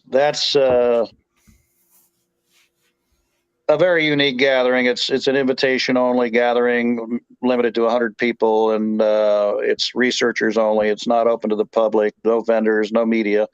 It's really just a retreat for researchers to get together and get to know each other and network and share data and what have you. And John Cordell, in fact, I spoke with him today. He put on this class, and how they secure a crime scene, if you will. Same kind of things you want to do, and then how you handle that evidence, and even interrogation techniques when you're interviewing witnesses. They use a certain algorithm, if you will, that they over time they ask the same questions in different ways to see if your story changes, whatnot. But I will say this: if any of your listeners out there do come across evidence, be sure to wear gloves before you handle it. The old Pinbocchi finger story kind of circles back to that, but do not put it in plastic. It needs to be put in paper, like a paper envelope. Plastic will tend to degrade the DNA samples, so it can be kept in a freezer. It doesn't have to be. But yeah, there's certain things that we all need to keep in mind. Are you familiar with the Pinbocchi finger? No, I'm not. So Peter Byrne back in the 50s was a big game hunter and safari guide in Nepal. And he met up with a gentleman named Tom Slick, who had more money than God, and decided he wanted to hire Peter to look for evidence of the Yeti over there in the Himalayas. And he got word of a Buddhist temple near the town of Pinbocchi, about, 10,000 foot level of the Himalayas, as Peter says. And in that temple, they had a mummified hand that was alleged to belong to a Yeti. Long story short, Peter was assigned to pay them whatever they wanted and take one of the fingers off this hand and replace it with a cadaver finger, and get that finger back out for DNA, or well, not DNA testing back in those days, but to get it analyzed.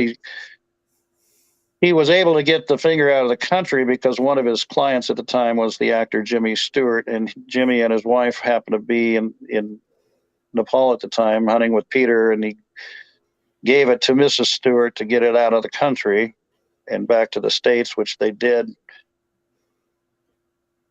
Tom Slick ended up sending it to London and then subsequently dying in a plane crash.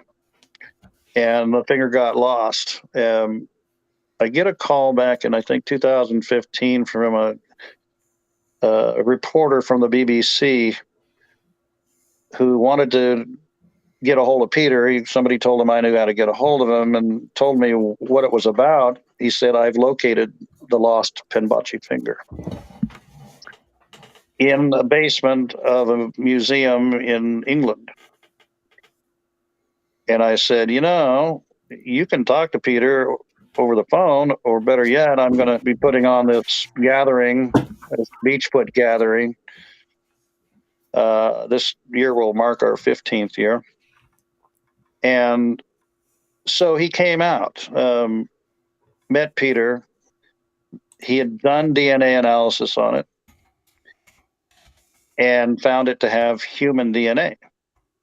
So he wanted to come out, interview Peter in person at Beachfoot, and tell him the story. So here we go, like 50 years apart, this thing comes full circle, right?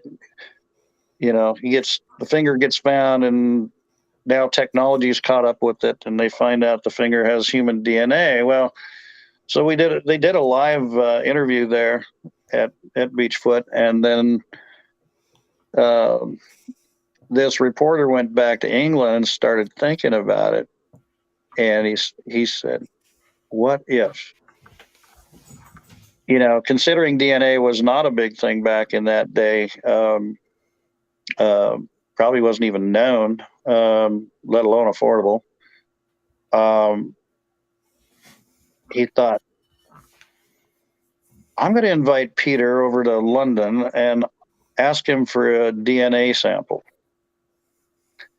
And so Peter went over there and spent a week or so over there with this gentleman, and they did a swab, and lo and behold, turned out the DNA matched Peter's because of him handling it. Long before DNA was even an issue. And so now we're back to the question, is there a way to filter out Peter's DNA and get to what lies beneath? And to be continued. Yeah. And again, that falls back to proper handling of evidence. God knows how many bare hands touched that before they realized touching it with your bare hands is a bad idea. Right. So if they do have the legitimate finger, they're going to have to go into the bone probably to draw marrow. Right. Because anything on the surface is badly contaminated. Well, yeah, and I'm sure the stewards handled it as well. So, but probably. Who knew? Who knew? When you started telling that story, I realized I had heard it. Mrs. Stewart snuck it out in her lingerie, and they didn't check it. Right. Exactly. It was pre-TSA years.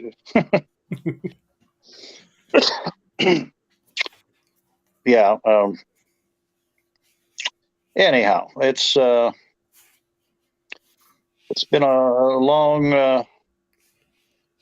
long, crazy 29 years of research, and the more answers I find, the more questions come up. So we got to just keep on moving, keep on keeping on. What do you think about, like, in the case of, say, Lovelock Cave, where they found giant bones? They even had them on display in the museum near Lovelock. And when the Smithsonian asked to test them, the Smithsonian promptly lost them. Even though there's photographic evidence of those bones and the remains, they disappeared. Gigantism is a known trait, albeit rare, even in humans. As is, people being hirsute with trichinosis, I think it's called. But it's fairly rare. The Lovelock Cave story, as I recall, was these giants were constantly attacking the local Native Americans, and ultimately they trapped them in that cave and suffocated them through blocking the cave with a large bonfire. I don't know, this whole disappearing evidence thing just bugs the hell out of me, and I don't know what to make of it. Again, I'm not big on conspiracy. I just and it's not just Lovelock Caves. It's bones found in Afghanistan and other places that. Now, there's a story of being found by the U.S. Army while trying to build a runway in the Aleutian Islands during World War II, and they were turned over to God knows who, and it just vanished. Well, they're somewhere. Yeah, they're somewhere. Someone's got them. They might be shoved in the back corner of a museum somewhere and completely forgotten. I always think about the show Creep Show, where the box was hidden underneath the stairs for all those years. Right. I don't know. So I'm getting pretty close to the end of the show, I believe, but we can go as long as you like. Well, we've got a strong connection. I apologize for the technicalities. I'm glad I thought about the phone as a backup, but I'm getting pretty good signal on that. Let's talk about future stuff. I'm working on some projects. One involving, well, I have got to the point, especially with this eye shine experience I had. Mm-hmm. I'm like, we hear about the paranormal people. Some people call them the woo or whatever, but some of these people are my friends. And if it was one or two people here and there saying what they've seen, what they experience, that'd be one thing. But I continuously hear it from many different sources. And I believe there's always a little truth in everything, right? So I've been recently experimenting with trying to explain what people are experiencing in more conventional terms than transdimensional or portholes and things like that. One of the things, obviously, is that whole appearing, disappearing, reappearing out of the blue kind of deal, And I started thinking about it. And again, I go back to, is there some sort of a rational, conventional reason people might see something that has led them to perhaps the wrong conclusion?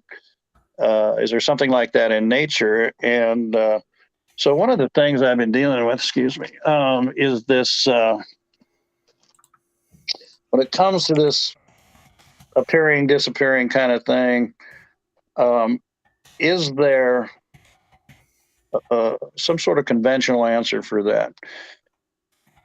So I started doing some research, which led me to, and based on a couple of microscopic, I should say, hair samples under microscope, where, backlit with white light, there appears to be a certain percentage of the hair that appears translucent. This led me to, of all things, polar bears. Mm-hmm. Now, if I were to ask you what color a polar bear is, 9 out of 10 people would say, of course, they're white. Well, they're not. Their hair is not white. Well, how can that be? They have a base coat of fur, very heavily insulated, but they also have what they call guard hairs, and these guard hairs are translucent hairs. And those hairs literally pick up the light and the surrounding colors where the bear is at, which makes the bear appear white. In fact, their skin is as black as black. If you were to shave one down, I wouldn't recommend it, but their skin is black and their undercoat is not white. It's that outer coat that has these translucent hairs that's very similar to this. It's fiber optic. Yep. So one of the experiments I'm working with, see, now you see me, now you don't, right? Mm-hmm. So fiber optics works very similar in that it will pull in the light, transmit the light and colors around it. If I touched a red flashlight to the end of this, that whole fiber optic bundle would light up red. So there we have an example in nature where translucent guard hair outer coating will pick up the light and surrounding colors. What if our Bigfoot has that same sort of guard hair? Could they not then absorb the colors around them, becoming a very effective camouflage, a natural camouflage, that if they're not moving, you wouldn't see them. You just wouldn't. And even if they're moving, it would still be very difficult to see. And it depends again on the backdrop and on the lighting and everything that goes with it. But that's one of the things I'm experimenting with. I'm looking to get a large piece of black bear hide, photograph it in the woods in different settings under certain lighting, and then come back and start inserting this fiber optic, cutting it down to, small pieces, inserting it through the hide into the hair, into the fur, slightly beyond the fur, and then taking it back to these very same spots under the same lighting and photograph it again just to see if this fiber optics would not act as a potential camouflage. So again, that would help answer why people are experiencing this sudden appearance and disappearance that they claim is transdimensional, or walking into portholes and stuff like that. I just trying to find conventional rationale for irrational descriptions. So, right. Have you seen the documentary that the guys from Beast TV, Sawdust Beast, and Carrie Arnold's channel, Bigfoot Odyssey? It's called the 168. They filmed for a solid week down in the Florida Everglades, and they collected hair samples, and oddly enough, they had clear shafts. Yep. In fact, I just saw one today, a hair sample just today that was discussing that very same thing. They got a pretty good sample of hair, and the guy's holding it up, and he's like, check out some of these. They're like clear. They're totally clear. So who knows? That's just, again, I'm trying to find a rational argument to explain what people are seeing, in a more rational way. But anyway, real quick, if you don't mind me giving a shameless plug, before we hang up, if anybody wants to learn more about the Conservancy, we do have a website. It's AmericanPrimate.org. O-R-G. We also have a Facebook page, American Primate Conservancy. In addition, I have my own page under my personal name, as well as a site that talks about our Beachfoot gathering, just under the name Beachfoot. Yeah, it's a lot of fun. We'll be having it again here in June after I get back from Virginia, speaking over there. Like I say, this will be our 15th year. If you look through the photo gallery there on the Beachfoot Facebook page, you'll see pretty much everybody who's anybody in the Bigfoot field has been there at one time or another, and it's a lot of fun. We enjoy doing it. We've had people come from as far away as Australia, England, Russia, New Zealand, and all across the U.S. and Canada. And there's nothing else out there like it. Otherwise, I can be reached directly through through email, and my email address is AmericanPrimate at AOL.com. So there's that. Upcoming, I'll be speaking in Ohio in May, Virginia in June, and then at Beachfoot in June as well. And then in August, I'll be speaking in Nashville, Tennessee. And I've already booked a couple of conferences in 2023 and looking forward to that. And I really appreciate you guys allowing me on. And again, I apologize for the technicalities. I don't know on whose end that was, but it don't matter. We got through it. We survived. We got a couple of quick questions for you from the audience. Sure. Werewolf 5674 says, I've handled boulder bear fur, and it seems like any other foreigner does seem to be white. I was wondering if you use polar bear actual for the to examine it.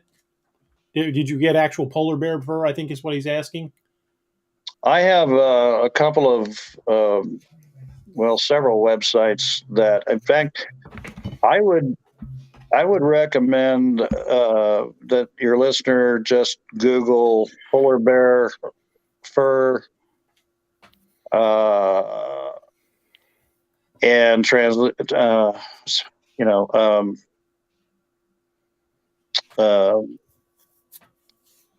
What's the word I'm looking for?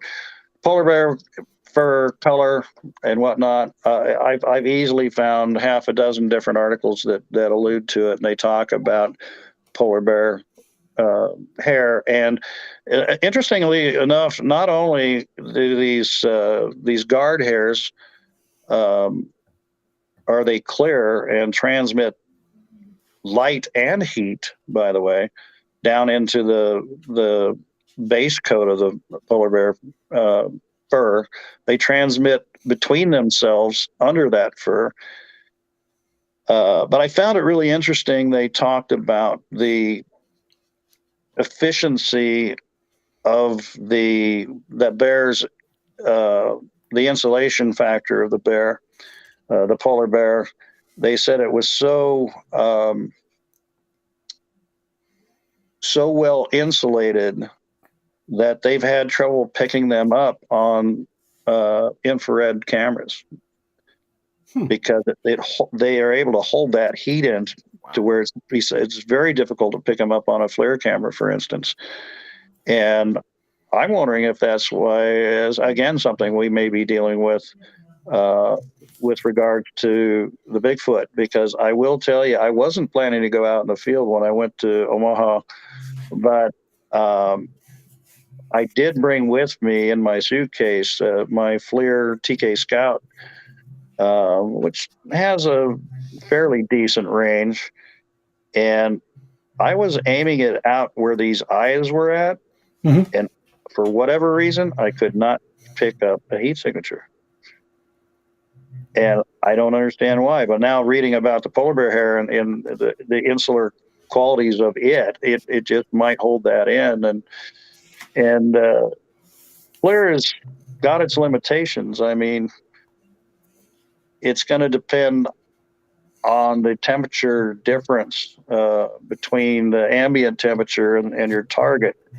You know, our bodies sit about, 98.6 degrees. Well, if it's 98.6 degrees and you're standing out there, and there's not going to be a huge contrast between the ambient temperature and your skin temperature, and it's going to be difficult to pick you up.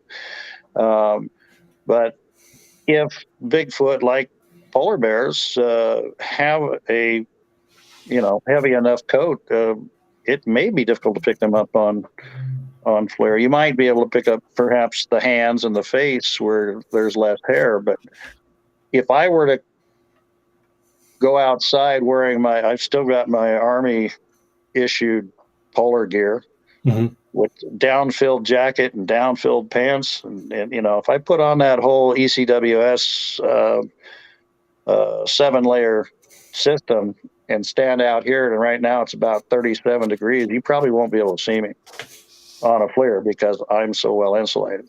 Yeah. I was out there buck naked. So you wouldn't want to see that anyway, but you know what I mean? But you get what I'm saying. Yes, sir.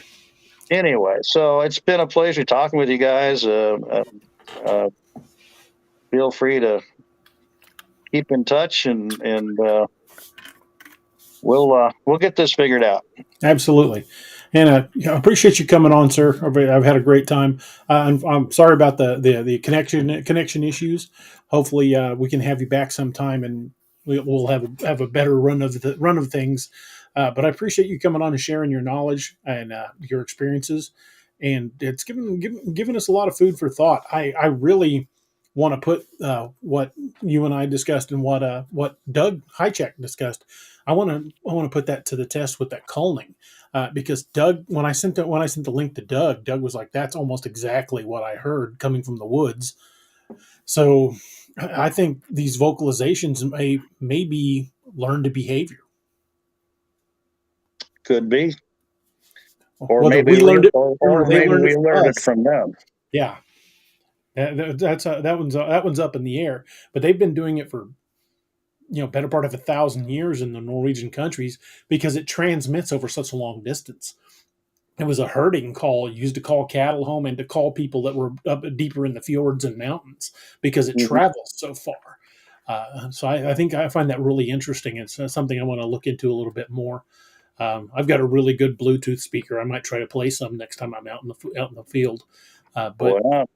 I think you never know. And I love the fact that you were able to get that kind of experience on one of the Native American reservations, and that they had such a relationship with them. To me, that's much more of a tangible connection than we previously thought, and that's obviously exhibiting intelligence. I've said many times, I think these creatures are far more intelligent than we're giving them credit for. Well, I'll tell you real quick, that's another project I'm working on, because when we talk about intelligence, we talk about IQ and the intelligence quotient. And our IQ tests that we use to measure intelligence are based on mechanics and technology and all kinds of technical things, mathematics, you name it. But there's such a thing as what I call PIQ, and that's primitive intelligence quotient. And that has to do more with being able, primal knowledge, being able to survive under extreme circumstances, being able to do certain things in terms of gathering and hunting and collecting and whatnot. And I dare say TIQ, which I would call technical intelligence quotient, versus PIQ, they're a hell of a lot smarter than we are. And they recently gave a series of cognitive tests, much like they give to a child when they're about to enter kindergarten. They gave these tests to squid, and they passed the test. Just basic motor function skills and things like that. Yeah. The squid were able to adapt and pass the test. I'll be darned. And it's amazing that we're discovering that more and more species are far more intelligent than we give them credit for. I mean, look at cetaceans. We know that they're vastly more intelligent than originally thought. Dolphins, they may even be smarter than we are. It's really, really mind opening when you realize that these aren't dumb animals. These aren't just we're not like the only intelligent species on this planet. We have to take into effect just how take into account how intelligent some of these other animals are. I mean, sentience is probably more widespread than we know. Yeah, and I'm just again, I think intelligence has to be classified and categorized in different forms, because, like you say, there are animals that have traits, echolocation and night vision and all sorts of things that we can't even begin to comprehend. Survival skills, primal, wood craftsmanship that we'd be left in the dust, without all of our technology. So, yeah, I think we need to rethink intelligence in different sort of classifications. But anyway, gentlemen, I've really got to get going here. Appreciate the time, and thank you again for having me on board, and my pleasure, best of luck. All right. Thank you, sir. I appreciate you being here. Again, thank you for your service, sir. You betcha. Take Have care. a great night, sir. You as well.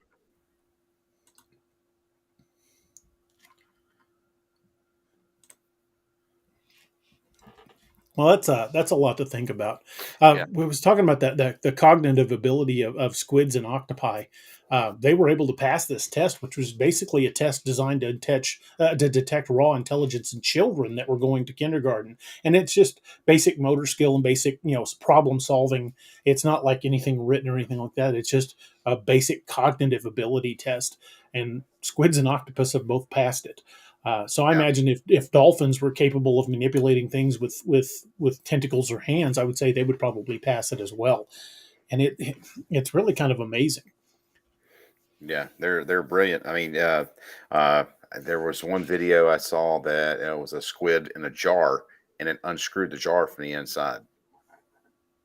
Yeah, and got out. So, Mark Napier's got a good point. He says they have environmental intelligence, but I haven't seen one build an airplane.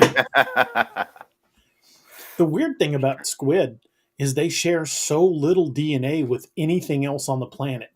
Cephalopods have like less than 12% DNA or something like that in common with things around them. There's one theory that they may not even be from this planet. mm-hmm. Yeah. Which I find pretty fascinating. Yeah. Another thing I wanted to touch on before he took off was the fact that humans see less than 10% of the visible light spectrum. Correct. And cats see like 10 times better than we do. So any of these animals out there, even with night vision gear, we may not be their equal because we are only seeing a small percentage of the light spectrum. Yeah. And like we've been talking about the infrared spectrum, things like that. And what he was talking about with the eye shine was kind of intriguing because it makes you wonder, do they have some sort of built-in image intensifier, Yeah, I wanted to talk to you about that before we take off. You and I both, we've discussed tapetum and lucidum a number of times. Mm-hmm. And I know this is kind of out of left field and not necessarily your specialty, but you're on the medical side, so you're going to have a definite advantage over this poor dumb hillbilly when it comes to biology. But do you think the optic nerves in some animals could gather light? I mean, I don't know if it's the optic nerve per se, or if the retina is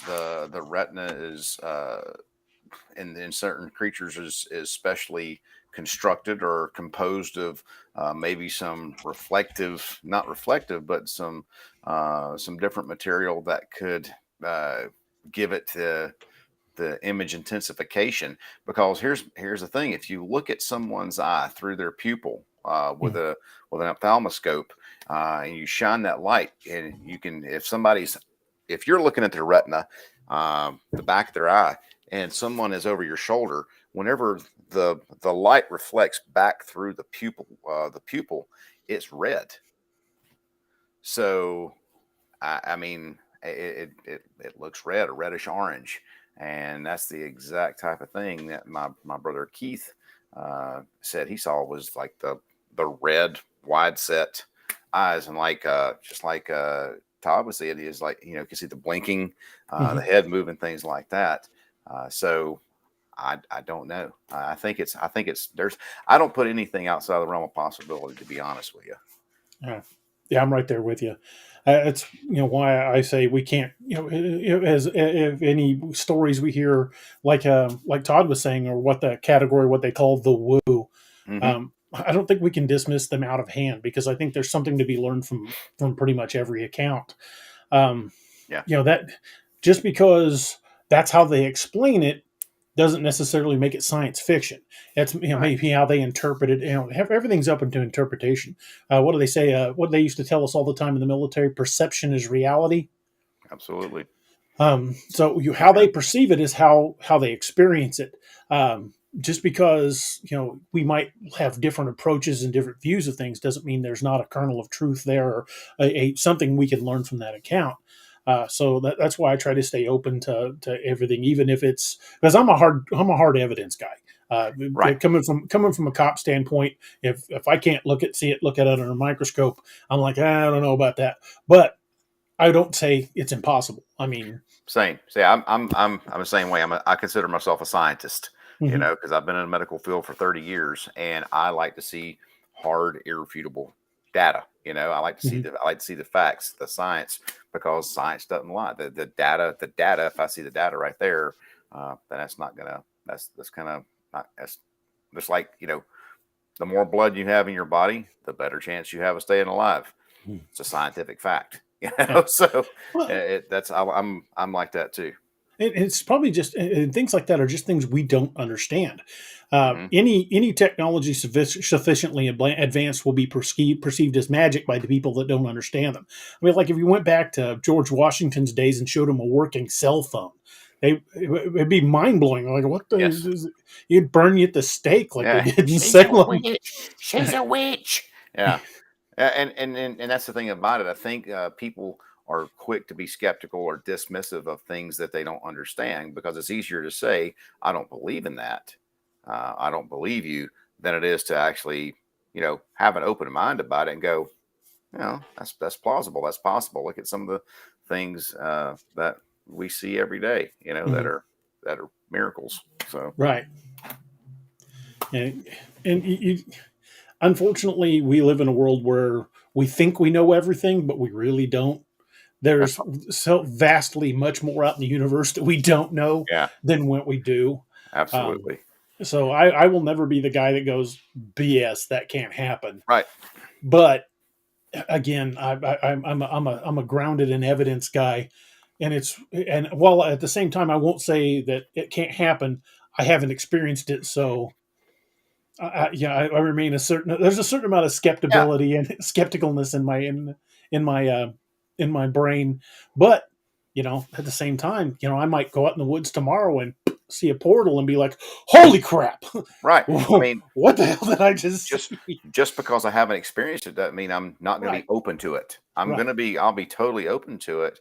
Um, and you know, if it happens, it happens. If it doesn't, well, then it doesn't. It's like my wife. My wife is very sensitive when it comes to like the paranormal. I mean, if there's something wonky in the area, she's like a magnet for it. I took her to the Crescent Hotel in Eureka Springs, Arkansas, and she was like, "Oh, there's bad mojo here," and I'm like, "Kind of a neat place." Um, I don't. I'm kind of a brick. When it comes to paranormal, but the house we used to live in before with this house, my wife had told me 2 or 3 times that she had seen a little girl walking through the house that was dressed in like 1800s clothing. So I talked to a buddy of mine that worked at the courthouse, and he checked the records, and there had been a farm on that land that burnt. The farmhouse burnt down, and there were people killed in it years and years and years ago, like back in the 1800s. So I was like, okay, well, that's kind of weird. One night I was coming home from a late shift. I was in uniform, and I go to pull in the driveway, and what do I see standing next to the little cedar tree? But this little girl wearing 1800 style clothing. And Oof. I about straight up dropped a deuce in my pants. I was like, "Oh my god!" It freaking I gave me the jumped out of chills. the car, grabbed my flashlight, and I was like, had my hand on my gun. I'm like, "What the hell did I just see?" I'm like walking all around the house, and I go in the house like white as a ghost. I'm like, "I saw your damn little girl." She's like, "No." I'm like, "Yeah, I straight up saw it." So that one experience is like my only real experience with Hmm. with a ghost or a paranormal. Because generally, I'm like a freaking brick. I mean, people's like seeing crap flying around and get out, and I'm like, it's kind of a neat old house. I just don't pick up on Yeah, that stuff. I yeah. refer to myself as a psychic brick. And some people, Angie's like that. Angie's very open to it, very sensitive to that stuff. When Angie's little sister Jenny, was a child, she had an imaginary friend named Penelope at their house, which was very haunted. And after Jenny turned about 6 or 7 years old, Penelope went away, maybe 8 or 9, a little bit older. But when Alex, Angie's oldest daughter, was about 4 or 5, they were there at the house, and they heard her talking. And they said they walked up. Her and Jenny walked up. Angie and Jenny walked up to Alex and said, "Hey, who are you talking to?" She said, "Oh, I'm talking to my friend Penelope." how the hell did that happen? No kidding. Yeah, she never had heard of this before, and she's 4 or 5 years old, and she said, I'm talking to my friend Penelope at the same house. So, yeah. And Lanita said it's a strange name for this time. Absolutely. So definitely different, and William Nighthawk had a good comment on here. We were talking about evidence, and he said, evidence is great, but stepping out in faith of legends is always good. Absolutely. Evidence is great, but you got to remain open to things, because some things may not ever be evidential, for sure. And even though I up to that point had never really experienced anything, I just didn't look at my wife and go, "Hey, you're crazy." I believed her. I just didn't experience it. Exactly. It's bizarre when you actually see it, because it's that oh shit moment to like, oh my God, Yeah. look what I just freaking saw. Yeah, absolutely. And she's seen like shadow people, and my oldest son has seen them. But again, I don't see crap like that. I mean, if there could be a full form apparition in the hallway, I'm the idiot that'll walk right through it, heading to the bathroom. I mean, everybody else in the room's like, "Oh, there it is." And I'm like, "Where? What are you talking about?" Yeah, I don't see nothing. Yeah, and it's the same thing with cryptids. Any cryptid stuff like that. I have kept an open mind, and I've never had a personal experience. But if I have one, cool. As long as I don't get eaten. But I'm open to the encounter. That's the thing about it. That's exactly how I am. It's one of those things, you just don't know, and when it suddenly appears, and that's got to be the same case with cryptid sightings. People say I believe, but the moment you see one, it's that, like he was saying, when that one screamed at him from just a few like 80 feet away, he just froze. When Nick Valente and I were in LBL, and I saw what I believe is a dog man off the side of the road. It was back about 30 yards. I had my freaking cell phone in my hand. My whole plan was to film something if I saw it. Never once thought of the cell phone. Never once. I mean, we were already back in the car and talking about what we'd just seen, when I were like, oh shit, I had my phone in my hand the whole damn time. Yeah. I even had the phone, the camera app up, so I could film something, and never even thought of it. And it was the last thing on your mind. Yeah. Steve H says DA missing 411 thoughts. Dude, I could go on for hours about the missing 411 cases. We are trying to get a certain person involved with that project. I won't say his name because I don't want to jinx it. We're reaching out to a lot of people to try to get them on the show, but I could do a whole show on the missing 411, and probably should. But I definitely believe there's some cryptid activity involved with the missing 411. I've got a whole big, long conspiracy theory thing dating back to Teddy Roosevelt days about that.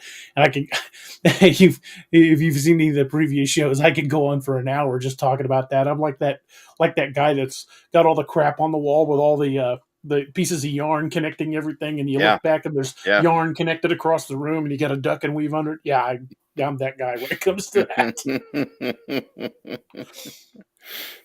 Oh man! But I know you got to get up early in the morning because you got class to teach. Got class to teach. I don't want to keep you any longer than necessary, but folks, I appreciate you guys so much.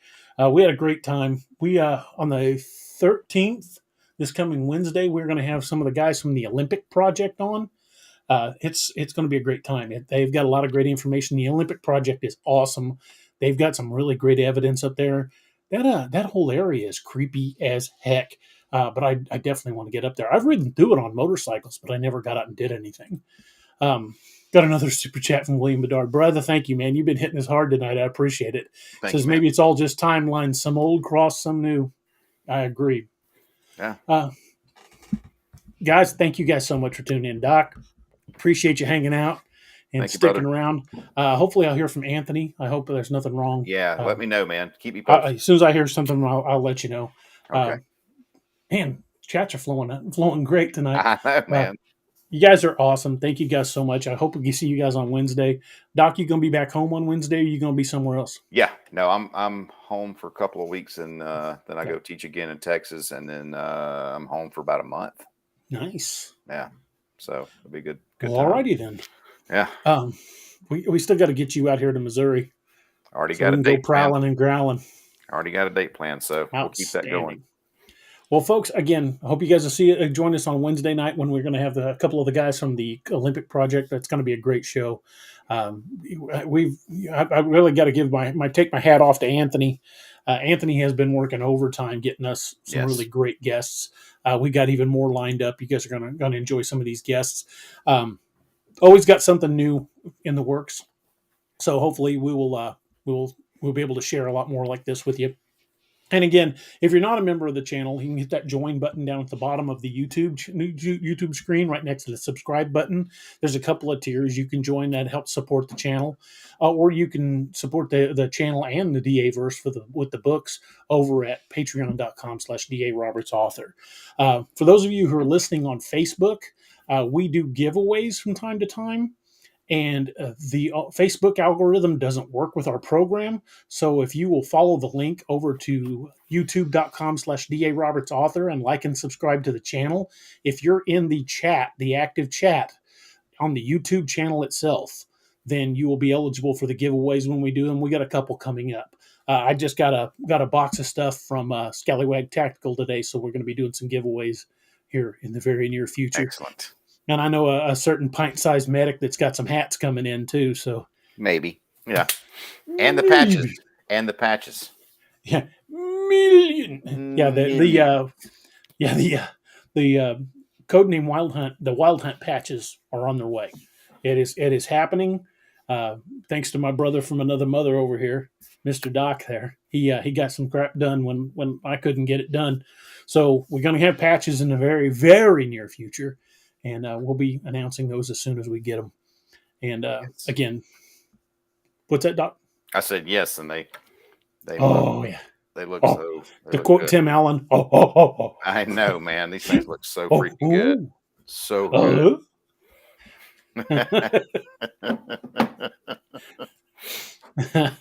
All right, folks. I hope you guys will join us on Wednesday. And again, if you're listening to us on Facebook, go over to youtube.com/DARobertsAuthor, like and subscribe to the channel. And if you join us on the YouTube link, then you'll be eligible for the giveaways. And we've got a couple of those coming up real soon. If you guys are members of the Patreon, you'll get access to some exclusive stuff. We got a new video going up that I shot down in Hahatonka State Park, and that'll be going up for the members of the channel and for the people over on Patreon. That's an exclusive video.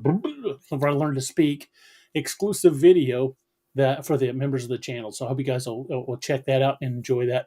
And again, thank you guys so much. We're reaching some pretty new heights with a lot of these guests, and we've got a lot more in the very near future. Some that I'm dying to tell you who we got on the hook, but until that date is confirmed, I don't want to announce it. But when that date's confirmed, I'm going to be like, look who we got! Oh my God! I'm going to be like a complete idiot freaking out. I'll have to have Doc ask him questions because I'll be going, yeah. So, yeah. Yeah, we appreciate you guys, each and every one. And again, I hope you guys will join us on Wednesday night. So you guys are awesome. I've said it many times. We don't have fans. We have friends. And stories and writing is a journey that we take together. And I appreciate each and every one of you taking this journey with us. Doc, thank you, brother, for being here tonight. My pleasure. I'll brother. let you know what I hear from Anthony. Yes. Steve, if you're catching the show, thank you for being here tonight. Josh was with his daughter tonight, so Josh couldn't join us. So Josh, brother, thank you for the intro. Looking forward to seeing what the outro looks like when you got it done. This is going to be awesome. I already know that. And appreciate all of you folks for being with us. So hopefully we will see you guys on Wednesday night. And don't forget, if you decide you need a medical kit, head over to darkangelmedical.com and use discount code cryptid25 for 25% off your order. And if you put in the instruction box, if you put Team Odin or Codename Wild Hunt, you'll be eligible for that little Team Odin rocker on your kit. Absolutely. And thank you to all of those who have placed orders thus far. I really appreciate it. It helps support a disabled veteran-owned small business. So every order helps. And for those of you who are over on Facebook, here's that link again. I'm going to put that up. That's the youtube.com. You can just put youtube.com/DARobertsAuthor, but that's the actual copied link. And if you're wanting to reach out to us, you can reach us at daroberts@daroberts.net if you've got a story you'd like to share. So now I know I've been saying we're wrapping up, but we really are. Appreciate you guys. Appreciate each and every one of you guys, and we will see you guys on Wednesday night. And I hope you have a wonderful weekend. What's left of it. Doc, love you, brother. Love you, brother. You be careful going home. Drive careful. Copy and that. My love to Angie. Will do. Thank you, brother. Same here. Y'all Good have night, a good folks. night. Thank you for joining us tonight on DAX Machina. If you ever have an encounter of your own that you wish to discuss, contact us at daroberts@daroberts.net. You can remain completely anonymous if you wish. Pull your covers up tight and keep a nightlight burning bright. Oh, and did you forget to lock your doors?